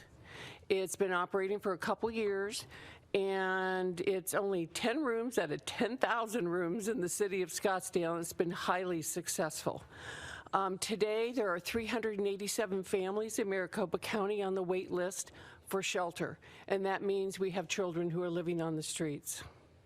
I would also like you to consider putting the IGA for Paiute Neighborhood Center back on the agenda, and that will provide 28 affordable housing units for seniors. And if there's anything that kept me awake at night when I was CEO at UMOM, was knowing that there were children and veterans and seniors that were living on the streets. And everyone needs to do their part in affordable housing. It takes a little bit of the private sector, the public sector, and the faith-based community. And we're talking about 28 units, and it was passed by the City Council of Scottsdale 5-2. And we all need to know that homelessness is a housing issue. And we are 270,000 units short of affordable units here in the state of Arizona. So I'm urging you to do what's right. We talked about that during the meeting, doing what's right. And please prioritize affordable housing like you have, and thank you very much. Thank you for joining us today, Darlene. I appreciate it. Before I call the next group up, I'm just going to ask if anybody is feeling that they need to be performative in their comments to the board. I'm going to ask you nicely not to do that. I know this whole world is full of clicks and digital media, and it's not a good way to go. Would you please be quiet? No outbursts, so I can get to the other public comment period. Here we go. Off you go. So you missed your opportunity to be performative. So please leave the building. Mr. Roger Lindquist. Mr. Roger Lindquist. Mr. Roger Lindquist. Where's the rule? If you are here. There's not one. You can't even supply it. You're not going to Mr.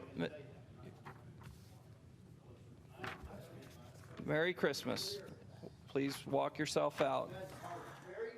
Mr. Lindquist, thank you for joining us today. You can go ahead and start it. No, well, I'll wait to start so we can, I want to hear what you have to say. Thank you. Okay, Mr. Lindquist, thank you. 2 minutes. Okay. Board of Supervisors, Chair.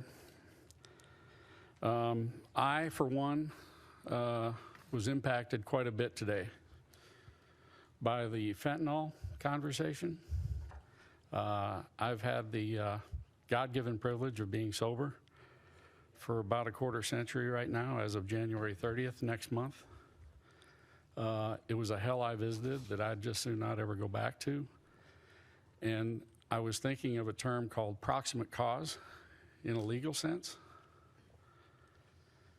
Anything that causes something else to happen, in this case, is perfectly apropos, because to have a border in the state that it's in right now,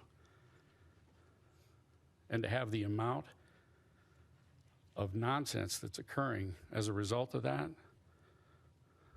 and digging back further to proximate cause, an election where legitimate questions have been literally put aside and shamed. And you know, I'm just a guy that's been in Phoenix for 45 years. And I've tried to support a family. I'm a grandfather of 4, father of 2. This has just been a very traumatic few years for a lot of us. And because of a number of people, I've become more aware and familiar with what goes on with our city, our state, the nation, the world. And it seems to be the game plan is to ruin everything that's dear to the people. If you were to create a game plan from where I sit, that seems to be what's happening right now, is destroy everything that's familiar and that we love as we the people. That's it. Hey, thank you, and congratulations on your sobriety. Mr. Blue Crawley.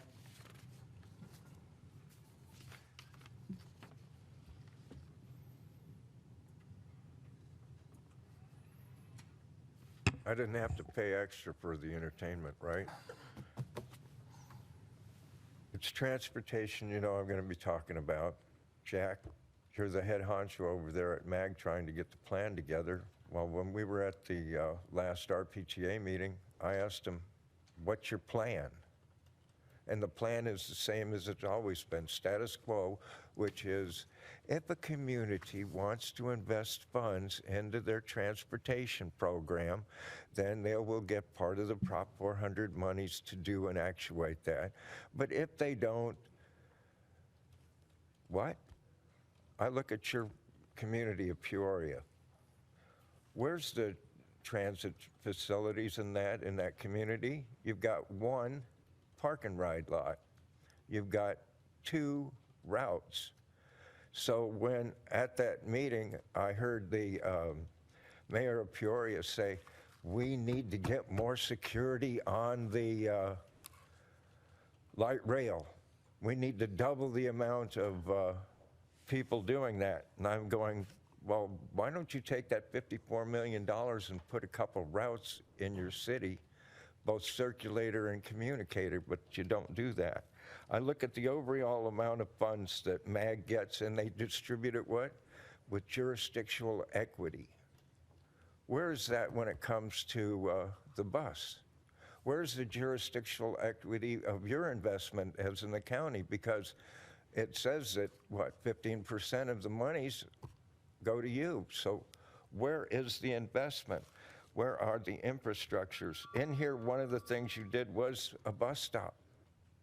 But then also, to relate back to what you were saying about Wickenburg, I look at 87 and say, why didn't you expand that into any of the areas in Wickenburg where people are living in the marshes? Thank you, Blue. All right. Mr. Brian Steiner. Mr. Brian Steiner. Okay. Miss, is it Kathleen No? I'm sorry, no, Kathleen Yanell or Zanell? I'm sorry if I'm butchering your name. I can't read your cursive, so sorry about that. Danelle? Harrell, Kathleen Harrell. Harrell, okay. Another thing that really doesn't matter. Thanks for hanging around to listen to public comment. I'd like to tell you that I personally talked to 4 people that did not know, according to Maricopa County records, public records, that they voted more than once in the last election. I would like us to return to paper ballot one day, no machines like the rest of Europe. Can you please work on that? It's something that is guaranteed by our Constitution for us to have a free, fair election, which you say it is, but you are lying. Thank you very much. Thank you, and sorry about your name. Mr. Ray Michaels. And Suresh Nada, I'm sorry if you can come up and speak behind Mr. Michaels. So. She'd like to go first. Okay, if she'd like to go first, sure. Okay, thank you. The following is a resolution, can you hear okay? That was presented and passed overwhelmingly at the MCRC EGC meeting last night. So I'd like to read it to you. Be it resolved by the body of the Maricopa County Republican Committee, Executive Guidance Committee, whereas the Maricopa County Board of Supervisors previously failed to immediately appoint county precinct committeeman vacancies at multiple open public meetings as required by ARS 16821B, shall approve, thereby harming the work of this organization and all private political organizations. Whereas the Maricopa County Board of Supervisors on September 27th, 2023 exceeded its authority, statutory authority under ARS 16821 by arbitrarily creating and establishing additional rules, policies, and procedures for precinct committeeman vacancies, applications with a 5-page Maricopa County Interim Policy A1117. This alternate policy was adopted by the Board of Supervisors to intervene and interfere with a private political organization's customary procedure without proper standing, input, consent, or the authority of the existing state statute.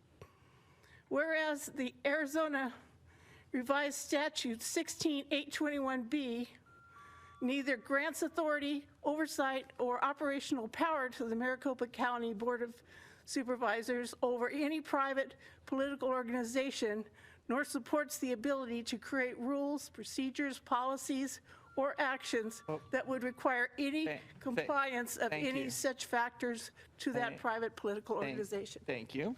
And Mr. Michaels, if you're going to take over from there? Yes. Okay, go ahead. Ray Michaels, Chair of Legislative District 8. Whereas, as of November 15, 2023, the Maricopa County Board of Supervisors was in receipt of over 85 signed and notarized cease and desist affidavits stating that if their authority to create policy is not received in writing within 5 days of receipt of the aforementioned affidavits, the Board of Supervisors will have acquiesced to the demand and the decision on the new policy is rescinded with no further action required. Whereas the Maricopa County Republican Committee and the EGC hereby intends to fully retain any and all rights and remedies as a private political organization formed under ARS 16823 with no government oversight or restrictions over that matter, processes, structure, or operations of that organization. Therefore, be it resolved, the Maricopa County Republican Committee and EGC shall remain a private, independent political organization retaining all rights and remedies available.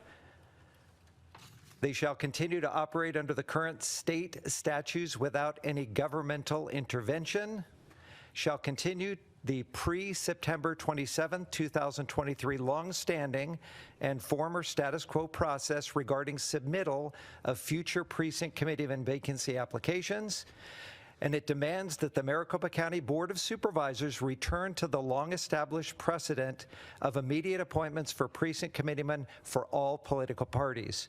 Be it finally resolved that the Maricopa County Republican Committee and the EGC formally censures the Maricopa County Board of Supervisors and the Maricopa County Elections Director for overstepping their statutory administrative authority not granted in the current Arizona Revised Statute by attempting to usurp additional powers and oversight over a private political organization. Okay, thank you. Miss, next up will be Miss Veronica Corcoran, followed by Maura Rounds. Veronica Corcoran and Maura Rounds.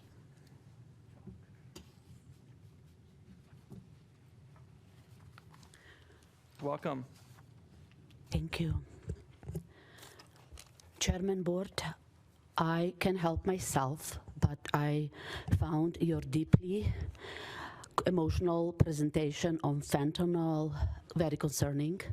Just like I found doctor who wants to cut my tumor without addressing the root and the cause of the tumor, very, very concerning.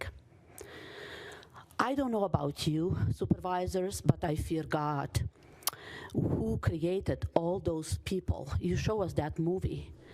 I had to go out. It's so emotional.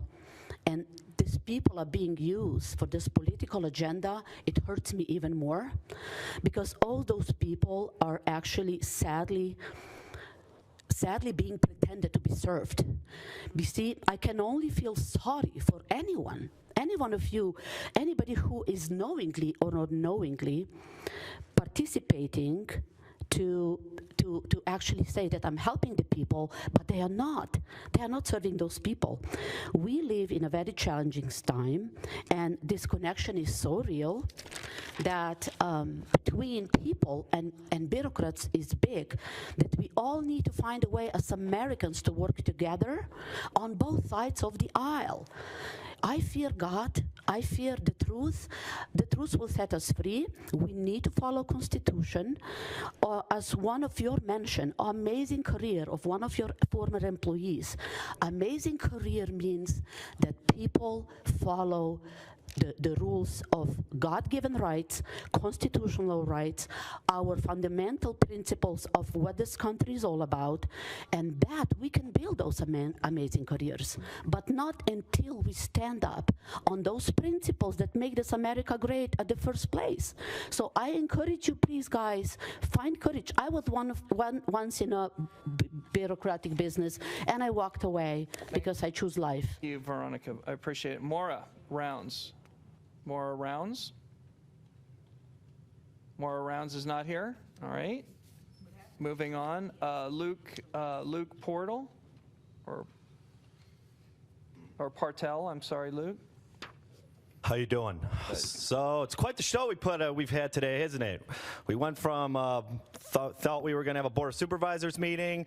Now it turned to a dog pet show auction, and then we had that. I just want to say something. I'm very appalled by all you guys. I'm from Illinois, which is one of the most left-wing states in the country, and what we just saw, the weaponization, this is it, guys. You know, communism is here, and you guys are enacting it. And a woman mentioned something very, very important. One day, one vote, on paper, no mail-in, no machine, no Arizona House Bill 2289. Why didn't any Republicans, MAGA Republicans included, why didn't anybody help with Arizona House Bill 2289? And I also encourage people to look at that stamp. 1871, that is the year that America became a corporation. Everything that we are seeing is a lie. The law, really stands for land, air, and water. Understand, are we actually following the law of the land, or are we operating under fictitious corporate bylaws that the U.S. Embassy and the British put under us in 1871? Understand this. Understand your true history, because this is where we're heading, guys, and history is repeating itself. Thank you. Thank you for joining us. Okay, Miss Barbara Ratty. I gotta say, I'm pretty nervous out of all the stuff that's been going on today. But, Mr. Chairman and Supervisors, I'm here today to remind you and the people in the room about the injustice to we the people that the Board of Supervisors have continued to allow regarding our elections. And I'll add that you've all been notified about these things. Our Arizona Constitution says no machines in our elections. They take away our private vote and allows ways for corruption to infiltrate our elections. I would like to state that ARS 16442B law regarding machines is a repugnant law to the Constitution, is null and void. So it is impossible for a law which violates the Constitution to be valid. The Constitution says no third-party contracts, such as Runbeck, Dominion, Pro-V&V, and others. I believe you, Mr. Sellers, signs those documents. If I'm wrong, please let me know. The Constitution says one-day voting, not 3 to 4 weeks of mail-in ballots, 1 day in person, and 2 to 3 weeks or longer waiting for results.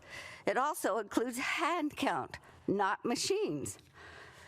Well, your duty as public servants is to the Constitution, which you swore to protect, which I thought you did, but did you? The purpose of government is to protect liberty of people to which freedom has been compromised. As you continue to allow injustice to we the people regarding our elections, I compare it to the injustice that the Biden administration allows at our borders when they opened it up for illegals to come pouring into our country, which could also bring possibilities for more election corruption. I would like to add, in response to Mr. Hickman's video, if we had closed borders, surely more lives will be saved from fentanyl and other drugs. I think you should add that to your video. Close the borders. Thank you for joining us today. Thank you. Mr. Robert Canterbury.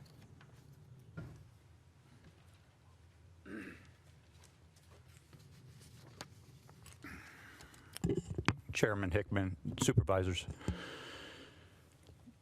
Mr. Galvin, you spoke about the benefit, the financial benefit of the Diamondbacks during the World Series to the county, the area, the state.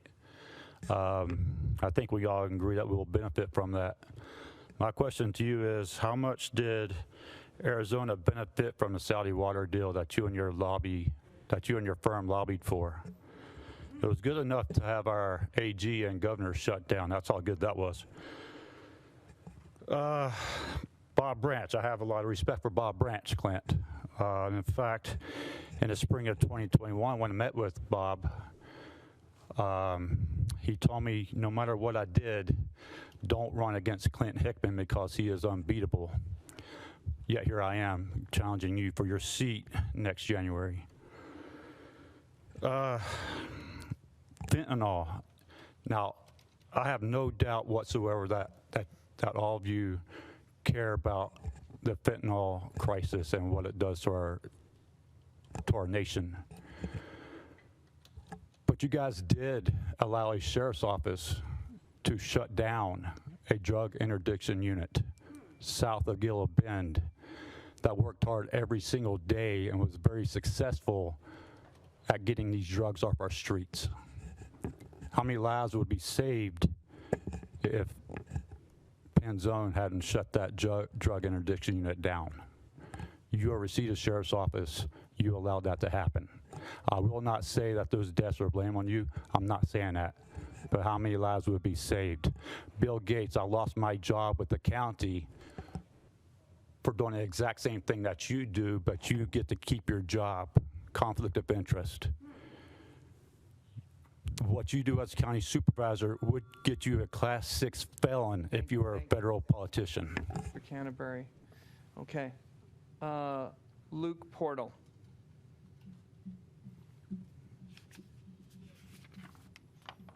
Luke Porkel? Luke? Oh, he did just before that? I'm sorry. Thank you. Sorry, Luke. Karen Royster.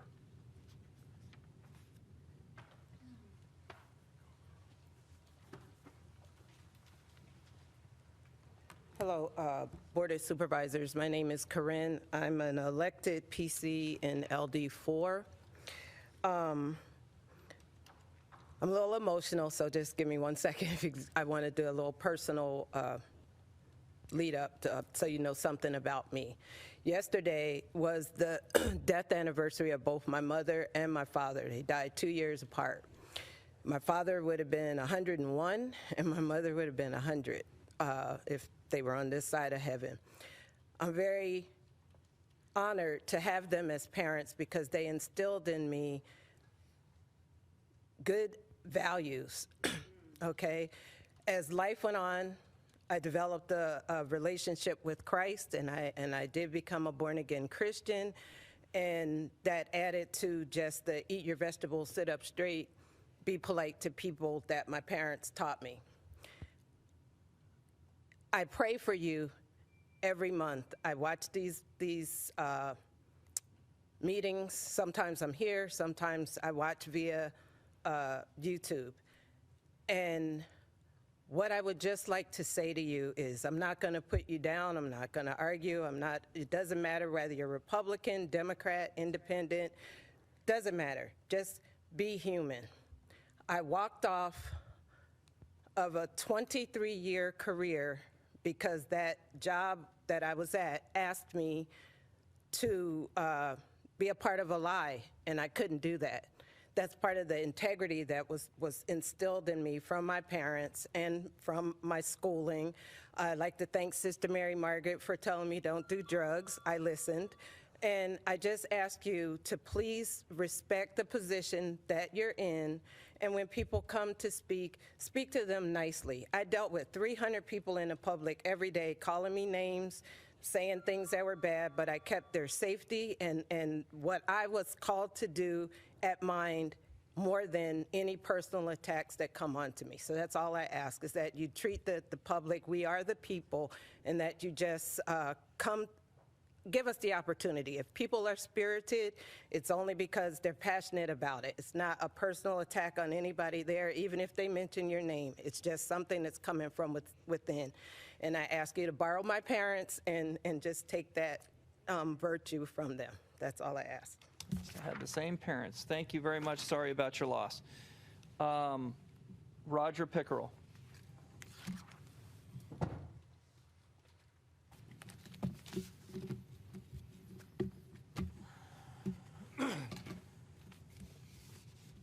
Chairman, Board, we've been here many times. I thank you for the opportunity to honor this old man, Vietnam vet, and I have to honestly tell you, I've been rather shocked at my fellow countrymen.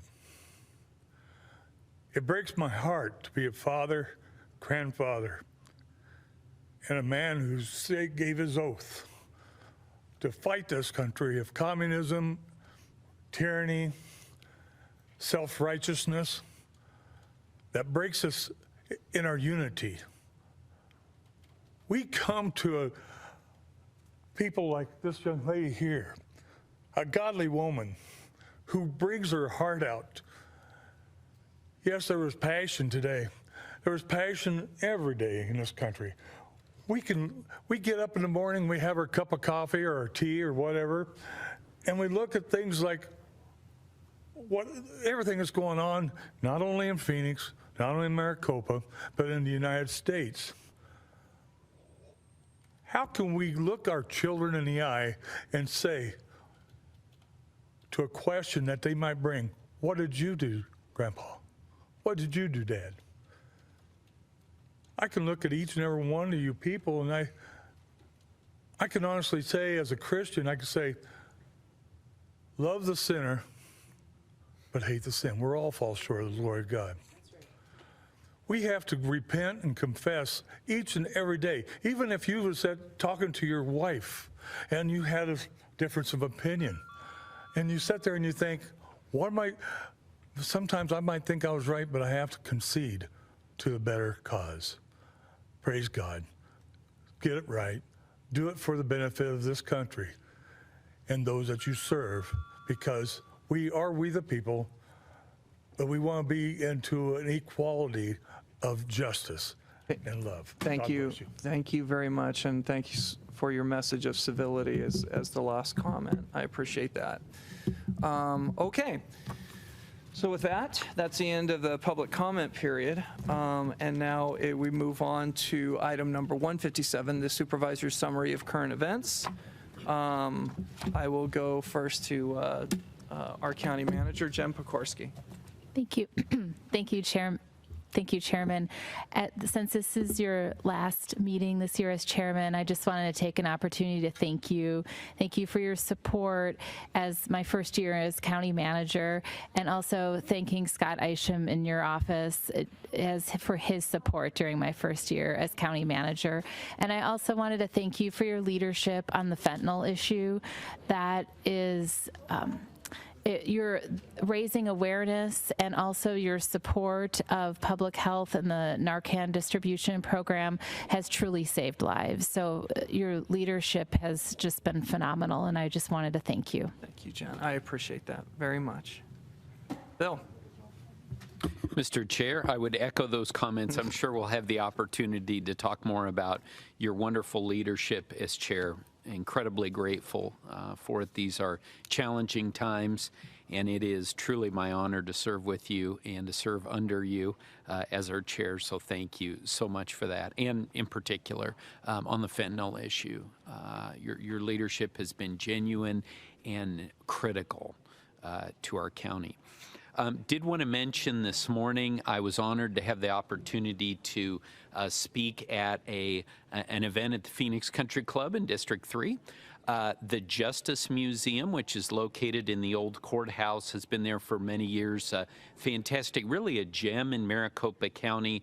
They currently have an exhibit there called Breaking Ground, which recognizes all of our female judges over the years, including Justice O'Connor, who were very saddened by her loss last week. But anyway, had the opportunity to speak at this breakfast, and what it was a culmination of an art contest and for students here in Maricopa County. So it was for justice and natural resources. So had the opportunity to recognize the winners. I don't have any artistic talent, but these young people do. And really a wonderful event to attend this morning. And just wanted to say thanks. And for those of you who haven't had an opportunity to go there, check out the Justice Museum. It's on the 6th floor of the old courthouse. And really, like I said, a gem here in Maricopa County. Thank you, Mr. Chair. Yeah, thank you, Bill. I appreciate it. Tom. Mr. Chairman, thank you for your leadership this year. You started off by talking about fentanyl. At the end of the year, you saw it through, talking about fentanyl. And that video was so impactful and so moving, but also reminds us of all of the troubles that we're facing with this really deadly scourge. I want to congratulate our county manager, Jen Pekorski, for a great year, your first year under your belt. Thank you so much. I want to thank my colleagues, and I want to thank staff, everyone who has just worked so hard throughout the year.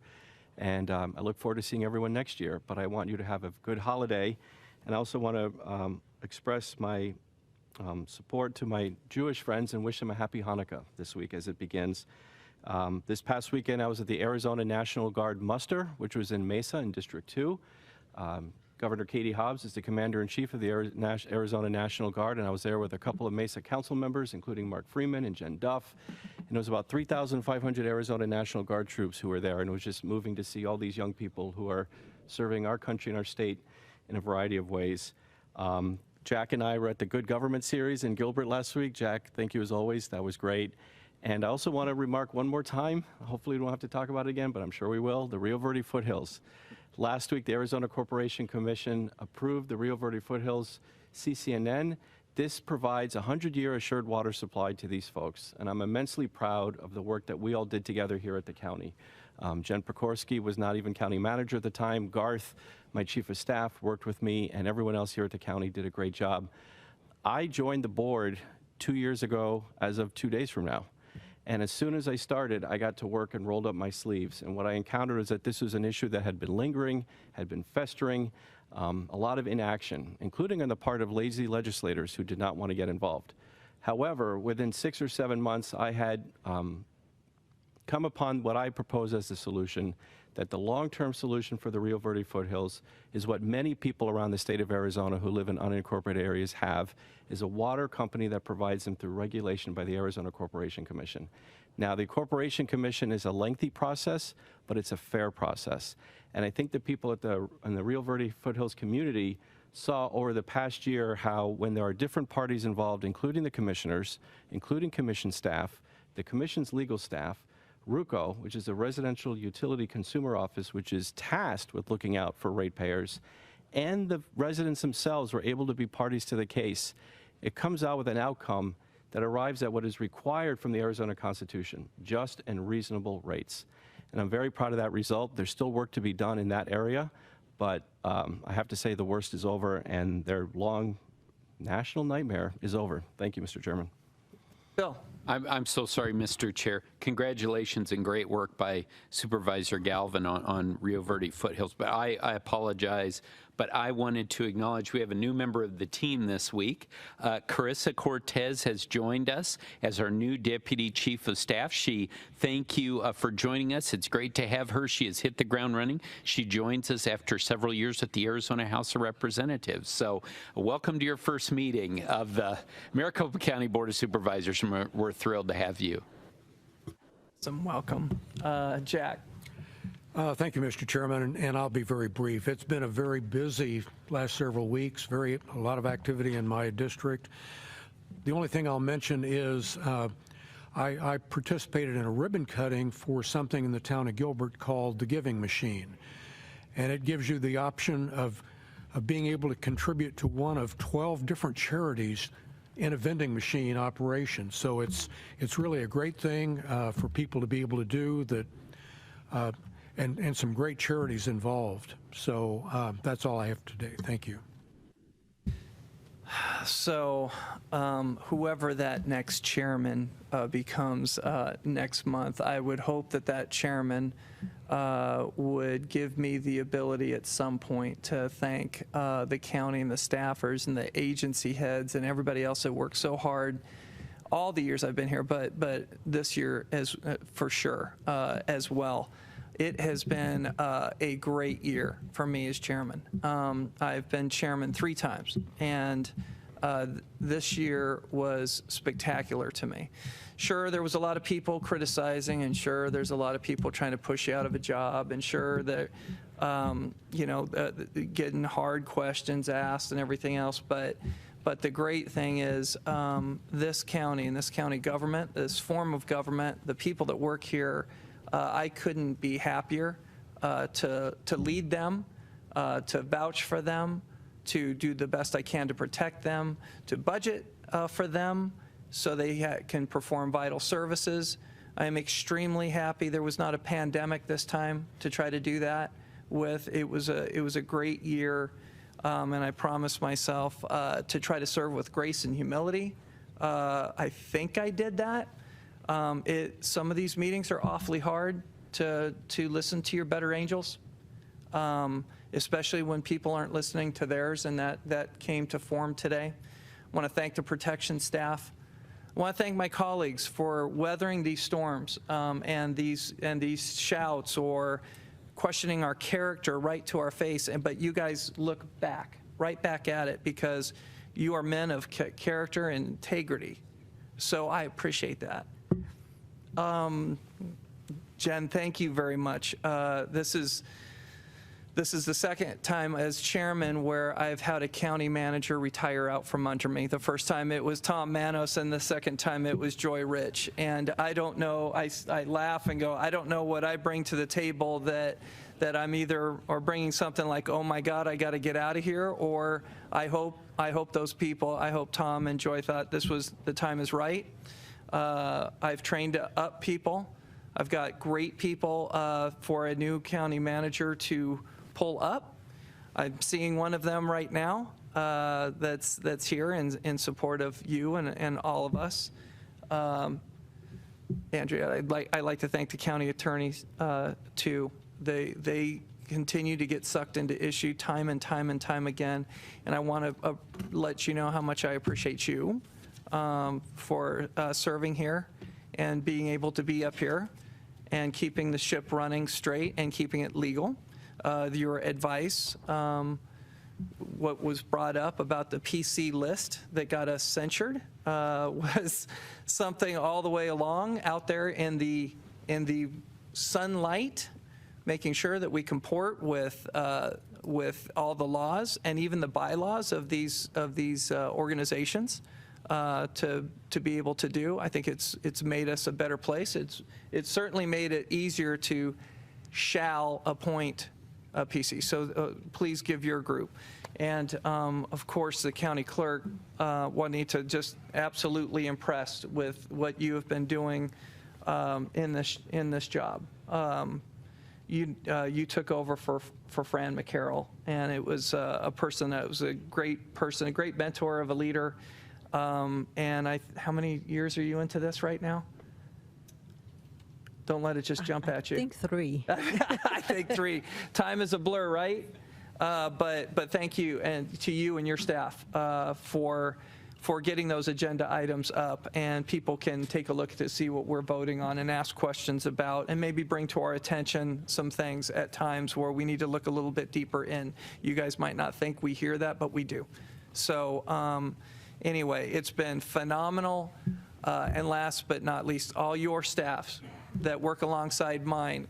Bill, welcome to the team of District 4. You've been doing a fabulous job, of course, and thank you, Jen, for thanking Scott Isham, because he really does spend a lot of time here, and I can tell you, if I'm not the one looking forward to being a supervisor again, he definitely is. And as a chairman, you get to look at the county in a holistic manner, all 5 districts, and try to put things on the agenda and try to drive this county forward. So the next chairman gets a spin of the wheel, making new rules, whatever, making new things, however you want to run a meeting. I did my best to make sure that people were afforded the time to speak. I did my best to try to run meetings to the point where somebody only had to pay maybe 2 or 3 hours of parking meters, but also trying to provide parking, free parking to be here and spend as much time as they want. And I know that's been called out where they can get that parking. So all the little inanities and all the little small things come up to something big, and it's running a government, a government by the people for the people. And I am very proud to be at this sector of local government, local control, but also being so close to the people where I can use this time effectively when it comes to battling a scourge, be it COVID or fentanyl. So again, thanks to everybody. I hope you give me a little time when we have more people in the audience, Jack or whoever that chairman might be. I'm just saying vice chair. So, but thanks again for everybody's hard work. Merry Christmas, happy holidays, stay safe, enjoy your families. We are adjourned.